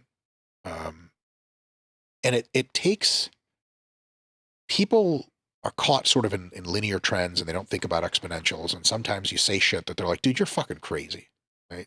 What are you talking about? It used to be taken for granted merely 100 years ago that a male's productivity peaked in their 30s. Why? Because most jobs were physical jobs. When you were a 40-year-old man, your productivity went down. Your pay started to go down in your 40s. Can you imagine that shit? Like, you were over the hill in work. Nowadays, who the fuck you ever fly on a fucking, you go on an airline, who the fuck are these assholes sitting in first class? Old fucks. Where the fuck did you get all that money? He's like, oh, I run like 2 software companies. Motherfucker is 79 years old and most money ever. So shit can be really different. So the whole aging reversal thing, I think maybe in 10 or 15 or 20 years, whenever it comes, hopefully sooner than later, legitimately people, especially younger people, will look back and think, man, people used to age. Isn't that crazy? Because, you know, people used to die of like colds and shit like that. Used to get a cut on your leg and die. Can you imagine somebody, you talk to a buddy like, hey, like, how's your wife? Like, we went hiking. She got a cut on her leg. She fucking died, dude. You'd be like, what? He wouldn't be like, why are you surprised? He'd be like, well, people don't die of cuts anymore. We have antibiotics. Well, now we just take it for granted that we do. Or like, you get pissed that your Wi-Fi service doesn't extend to fucking, you know, the mountains of fucking Colorado. Yeah. You're like, goddamn cell service doesn't go. What the fuck is cell service? Even 20 years ago, that wasn't even a concept. So I think shit is going to be fucking changing. So hopefully there's a massive silver lining to everything I just said of like, look, if we can reverse age, then you can just be 22 forever, or however long, you know, until robots kill us all or whatever. And then that'll be dope. But until then, understand that unless you came to the game late, age 45-ish is when before that, it's time to get your shit done at a really high-end competitive level in your chosen craft of lifting heavy shit or getting fucking enormous that you had started years and years ago. That's the way I see it. And like I said, it is very sad to see someone who has not gotten that memo, but I'm sure you've seen plenty. No, I've seen plenty. And I think it's important to talk about, because they need to think about their exit strategy. Yes. Right? Because two things in the strength world, this is bodybuilding, they downsize more frequently. It's more, they've seen role models do it. Yes. Downside at least. Yes. Arnold's still not jacked and no one cares. Yeah. Since they've seen Dorian do it, they've seen so many people do it that it's just a norm, which is a good thing. Where in the strength world, it doesn't happen, right? They just disappear, so you really don't know, or they just quit training altogether. And just drink tons of beer. Yeah, or they keep eating and drinking, and they stay the same size, or they just lose their muscle and gain fat. Well, it was an interesting conversation I had a couple of weeks ago, because we were talking about mortality.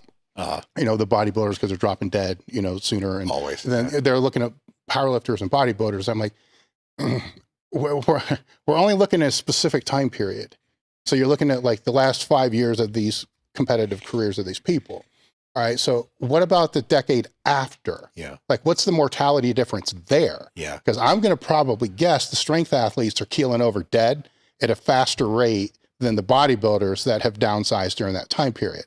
So there's accumulated damage, right? That goes throughout this whole thing, accumulated habits, you know, that accumulate through this whole thing, that when we have a mortality discussion, you can't just talk about a 5-year chunk of time. Yeah.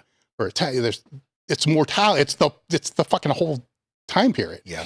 You know, you have to look at where if they know here's a plan, here's different plans. Like, you can still have strength goals of 1 RMs or whatever I do, but you have to realign what that means and be okay with that, which is not, it's a hard thing. Some people can't, and that's why there's the problem.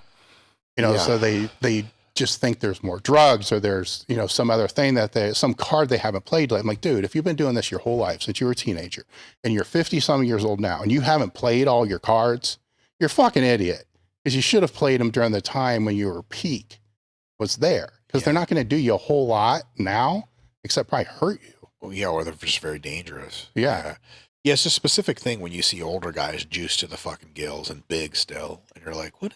Where do you think this goes for you? Where does this lead exactly? Yeah, I've had, I've had a few folks that I've coached before, and one gentleman is a great guy, but he was like, yeah, man, I just like, and he weighed like, you know, 170 or so. And he's like in his early 60s. And I was like, what's your goal? He's like, I just want to be fucking enormous. It was tough for me to write that email of like, that is both an impossible goal, and the degree to which it is possible, it is dangerous. Mm-hmm. It's like, I want to go to the moon, but let me unassisted climb this like satellite tower that's 1,000 feet tall in gale force winds instead. Like, first of all, that does not get you to the moon. Mm-hmm. Second of all, you're going to slip and fall and fucking die 500 feet. So there's a certain level of like reality that has to hit. And then like we had a productive conversation, but one of the things is like, it was like, well, I see all these guys, you know, they're fucking jacked, and it's like 30 years younger than you, man. And it was like this, it's like uncomfortable moment, because he was like, fuck.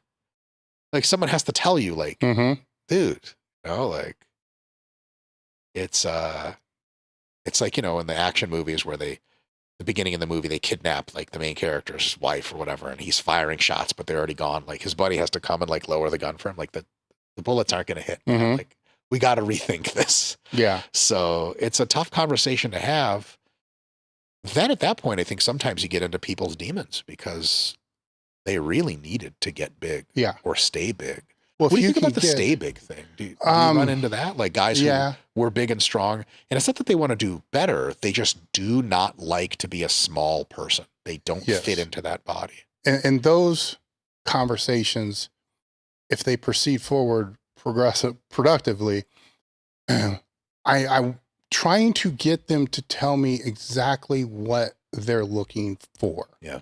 Right. Getting jacked, getting big for what?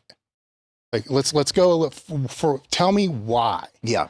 Right. Because if we can get that, then there may be a different answer. Yeah. To getting there. Sure. But a lot of times with that, if they've been around for a long time, doing it for a long time, they can't tell you what it is. Sure. Because they've never examined it themselves, you think? No, because it's always been about getting big, getting strong, getting jacked, or, you know, lifting more weight. Because it felt right. Yeah, like, why are you lifting more weight? Yeah. Like, what's the drive? Because you're not getting up every morning and having this internal drive that you're willing to actually die just because you want to lift more weight. And that drive they've had since they were 20, 30, whatever it is. Sure. There's something else there. Sure. Like, why is that? Now, if you can get to that, whatever it is, then you can get them back on, okay, this is a journey that you're on. It's not about the size being huge or the weight. So how do we keep you on this journey to be able to do what you want to do? Maybe it is, you know, when you're 55, being able to bench press your body weight for 10. Sure. Which, we all, like, I used to joke around at that, right? It's not fucking very easy for somebody that's been through the weeds, you know, to be able to do that, because it could hurt like a motherfucker. You got to get range of motion back. There's a lot of shit that has to go into that. Yeah. But there's the shiny thing. Here's the path. Here's how I got to lay out the path to get to the shiny thing. I can't do it in 4 weeks. Yeah. I have to think strategically. Yeah. Like, I got to put muscle on, or at least keep some muscle conditioning. I need the muscle conditioning. I don't know if I'm going to put muscle on, right? I need the muscle conditioning to be able to do what I want to do, to be able to move there. And it's not going to happen soon. And it's going to take 16, 18, whatever it is. That's like a meet. It's like a show. It's familiar territory. Totally. But a different shiny thing. Yeah. It's accomplishing the same mental. Yeah. The process to get to a goal and have mastery can have different goals. And I think you can have that forever. You know, as you mentioned with Mark, maybe it is the marathon, whatever it is. Yeah. The processing is still the same. Yes. Here's this thing. I'm not ready to do this thing. So I need to get ready to actually do the thing that I want to do. Yeah. Phasic structure. Yes. You know, I need this off season to be able to build the, you know, to be able to absorb the force that it's going to take to be able to do this. Then when I accomplish the thing, I'm going to take a break, like quote unquote off season. And then maybe I'm going to do that again. Or another thing. Or another thing. That is very wise. That is excellent advice. I would add a couple more things in there. If I may. I think that another way to state what you're saying is like people just need a challenge. If you change the nature of the challenge, there's always more challenge ahead. Just different challenge can be a really good. I think one good challenge for people who used to lift and be strong is to start doing incrementally more cardiovascular stuff. Runs or cycling or swimming or even elliptical, get into amazing cardio shape. First of all, that increases your longevity. Second of all, it makes you feel fucking amazing. Third of all, you get to eat a bunch of food and still be super lean and light and healthy. And also, it hurts more and it's just objectively more difficult than lifting weights. I don't give a fuck what anyone says. Cardio is fucking harder. Like what marathon runners do is harder. Fuck you. You lift 1,000-pound stone. Great. Run 26 miles, motherfucker. Like anything that takes a second is not that fucking hard to do. So challenge, and I would say cardio, the vascular stuff is a great challenge there. Obviously still lift, but focus more on the cardio. And the other thing is because those systems are entirely untrained, mostly in a lifter, you can make objective, not goal specific, total global progress for like 10 years or more. It's 2023. That might take you right into the fucking biotech revolution. And then, you know, fucking just build the body. Yeah, then you're fucking set. You know, as long as you nod to the robot master as you leave your house. He's in charge now. The other thing I think is good for people who used to be jacked and are a little bit on the older side to be able to pursue that anymore is combat sport. Because some of us, dare I say even myself, it may be important for us to, when we're out in public, to be able to competently feel safe and be able to defend ourselves. Even if it's just an ego bullshit, everyone has guns anyway, and who gives a shit? I'm not trying to start fights at fucking Kroger. Yeah.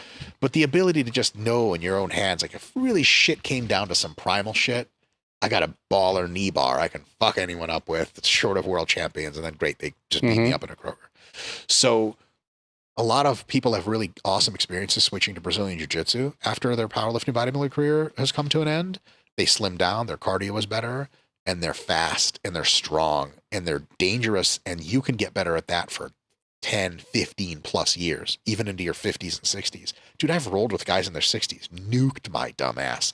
I was a blue belt. I was 250 pounds. I was juiced up. I was strong. I was winning competitions. 60-year-old walks through me like I'm not even there. A fucking old man. What the fuck is this? I'm 32 years old. Nope, not good enough. So that kind of ability to master the physical is really awesome. Because like, yeah, running and cardio is sweet, but you don't, damn it, it doesn't have that manliness component. Not as much, you know, like I want to be a fucking man. Like I see an offensive lineman like that, like a fucking monster. You get good enough at combat sport, which can be Brazilian Jiu-Jitsu. It can be striking. Like there's Muay Thai classes every fucking metro area. You get to be a baller striker. Dude, you don't want to fight a fucking 60-year-old who knows Muay Thai at a high level. He's going to fuck you up. One leg kick and you're going to be on the ground bleeding out of your face, crying. You can empower yourself like crazy switching over to combat sport, and you don't have to be the biggest, strongest guy in the room anymore. That can be a great switch. I plan on making. I still train Brazilian Jiu-Jitsu all the time. I have a brown belt in it, and we're going to be retiring here in the next few years from bodybuilding for sure. It's like after age 42, I'm just not interested in this shit anymore, pro card or not, whatever. And I'm 100% full send. The plan is just full-time Brazilian Jiu-Jitsu to become like dangerous. I can do that well into my 50s, no problem.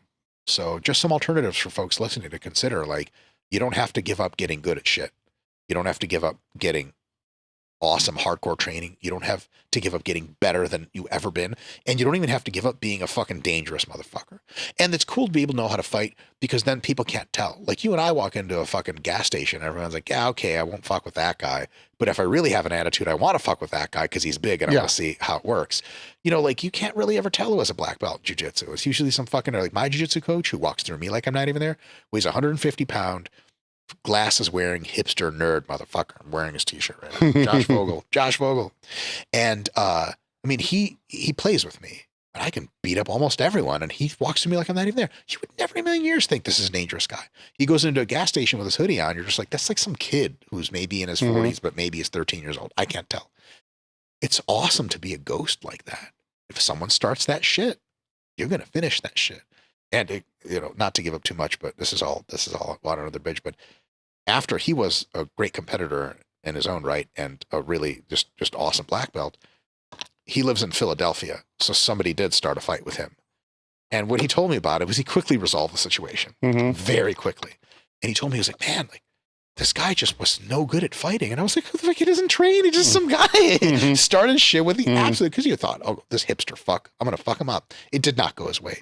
But it's like, it's an awesome thing to be able to have fucking power and just show it. Like walk around with a string of tank at a gas station ready, right? And then I had to. And then people are like, damn, like it's cool to be able to like just show up and have that physicality recognized everywhere you go. It's a baller feeling. It's great. I'm kind of tired of that feeling because I kind of like tired of being the center of attention everywhere. And like, you know, hey, I showed up with a tank top today, so I'm clearly a hypocrite. But then it's cool to be able to be low key about the shit. And if you do striking, combat sport, if you do jiu-jitsu, you can be a fucking killer and nobody knows. People just look at your ears, but only the ones that know what they're looking for. You know, the wrestling ear or whatever. Yeah. And they're like, fuck that guy. I'm not starting shit with him. Everyone else doesn't know. It's a cool way to be. And it means you can still have that manhood warrior shit in you. Because when I say, hey, after age 45, you got to stop trying to get big and strong. Dave, tell me that doesn't sound like giving up. It does. So you're dropping the sword. Well, just pick up a different shaped sword. Yeah. And now you're a different kind of warrior. And objectively much better at fighting people, by the way, because powerlifters think they're the shit, but like, dude, you're going to gas out in 3 fucking seconds. Right? Yeah, you're fucked. You're fucked in no time. Oh, yeah. Anybody that doesn't know that's an idiot. For sure. Right? I bounced for years when I was at my heaviest, and it was, you're fucked. Okay, stop moving around. You resolve it fast or you're done. It's very simple. With, I wonder though, and this taps a little bit on your other channel, which is, I tried to look here to see if I could read defining progress. Is that what the other? Making progress. Making progress, right? Because I've seen almost all the videos. Oh, the first two. Thank you. The first two are excellent. Thank you. I think everybody should watch the first two. One was demonetized for a reason YouTube won't tell us. I swear. That's just defining happiness, right? Or something like that. Yeah, figuring out what the meaning of your life is. It was maybe we'll re-release it or something, but it's going to be hard to find and you'll have to have an age restriction thing. But so the first one, so the very, very first one's not there anymore? It's there. Okay. But you're going to have to sign in, otherwise you can't watch it. Wow. Yeah. There was nothing in there. Nothing. And the way the YouTube policy works is you ask them and they say, okay, we'll review it. And they'll say, no, it's rejected. And they don't tell you why. But soon the YouTube people said, like, within the next year, their goal is to flag exactly why your video was demonetized, exactly at the timestamp it was, with an explanation. Because the AI is going to be able to tell you, like, this is why. Yeah. Really curious as to why. Well, with the one thing that's, we spoke a little bit about the medical advancements and hell, even chat GPT for that instance. The one thing, capitalism's great, right? Because it creates competition, which should expedite progress. But at the same time, I think of the iPhone and the iPod. You know, remember it started with like 8 gig. And you know damn well they could have done 128 gig, but they did 8 because they want to be able to sell all the 8 gigs until that no longer becomes marketable. Then they go to the next. Yeah. So they basically hold back progress to be able to maximize profit over a longer period of time. Because they can't just dump the best hip replacement that's ever made right into the market right now. It would make sense, but from a business sense, most people are gonna be like, let's get one that's 20% better. And then another one that's 40% better. And then the competition's not gonna make one that's 100% better. Let's make it 15% better just so we have the competitive advantage. Just over a period of time, this is kind of how I've seen the market work on a, I don't want to say macro because it's not, because it's businesses, you know, but there's still big fucking businesses that are controlling all this. So I wonder, just conversational sake, how much that will stifle the growth. Because say that when this AI starts to become more accessible, like it's $20 a month now, whatever it's going to be. Pretty fucking accessible. Yeah, which is very accessible, right? And like I said, I use the shit out of it, you know, and I believe and I think you stated this in the last video, this is like the internet starting. Yes, except Right. more important. Yeah, like I very well could have just kept putting ads in Powerlifting USA. Yes. And never gone online. 100%. And not be a business at all. Right. Right. That'd just be stupid as fuck. Yeah. Right. To not be able to see that. But they're going to want to keep making the $20 a month. There's still a business on the other side. Sure. So somebody, you see what I'm saying? So I wonder how, and nobody knows the answer to this. Yeah. Time will tell. Yeah. But I think that's going to be slow the progress unless regulation gets put in there, which I don't think will. I mean, so regulation is only able to slow progress. There's almost no regulation you can write that makes progress faster. There is definitely a situation where businesses with less competition are not as inclined to make progress. There's another situation in which large businesses have to report to shareholders and they have to report to their executive committee and their board. And a lot of times people are in it to make guaranteed good money versus take big risks to make mondo psycho money, but maybe also fail. And that's why you get a staleness effect from big businesses. That's one of the reasons why Google was not first to market with really powerful GPTs. OpenAI was, because Google had very powerful GPTs in testing, and from what I understand, their approval boards were like, oh, it's a little risky. We don't want to be the first people to make a GPT that says crazy racist shit by accident and our stock price drops. OpenAI, they didn't give a fuck because they're new on the block. Like, fuck it, put it out. So as long as there's a lot of competition, even as long as there's just a little bit of competition, it's very hard to rest on your laurels in business because other people will come up and either make your life very difficult or make you not have a job anymore and you have to go looking for other work. As long as our environment globally is competitive, relatively, and free, with minimum regulation, intelligent regulation that doesn't stifle competition and stifle innovation, innovation will continue for really one fundamental reason. And here's this. People don't have to be super smart. They just have to buy the things they like. And if you make technology that solves problems better, people just fucking buy it. An iPhone, I don't need a fucking advertising mechanism. I don't need diddly dick. I need to look at an iPhone and be like, whoa, it does all that shit and it looks so pretty. I want one. I want one. And if you're not making something that looks like an iPhone, I don't want to buy it from you. Do you remember the company Nokia? Who the fuck is Nokia? Yeah. Fucking nowhere. How? They just didn't make what looked like an iPhone or what acted like an iPhone. And now the iPhone is the new standard. And yes, they can make an iPhone for much more money that will outperform everything. Can they make it at scale? Can they mass produce it? Probably not. If they can, they're going to try because there's another incentive. There's totally incentive of resting on your laurels, but there's another incentive in business. And over time, businesses get better in general and they start to do this. It is the idea of putting out products so insanely beyond comprehension that they crush the competition out of existence for years. Yeah. Like when they came out with the iPhone, bro, can you imagine that day for other cell phone company executive? You'd be like, well, fellas, don't know how the fuck they did that. And everyone loves it and no one's going to change. And they have an ecosystem that's been running for a while. Now, I will say, I got to go here in a sec. Yeah. But I go one more thing. The era of the cell phone is coming to an end, probably in the next 5 to 10 years, maybe sooner. The era of potentially glasses, augmented reality, maybe some other paradigm is coming. So Apple's foothold on the cell phone market and, what other companies are in, there could be a big switch. And there could be some startups that make the first really awesome headset that interacts with you and all that stuff. Maybe it's Apple because they have one in testing that I've heard is blowing people's fucking minds. Yeah. That kind of paradigm shift allows other competitors to scoot in. Because what the fuck is OpenAI? Google 3 years ago was a fucking monster. It was untouchable. OpenAI is fucking with Google hard. And now Microsoft has shares in OpenAI.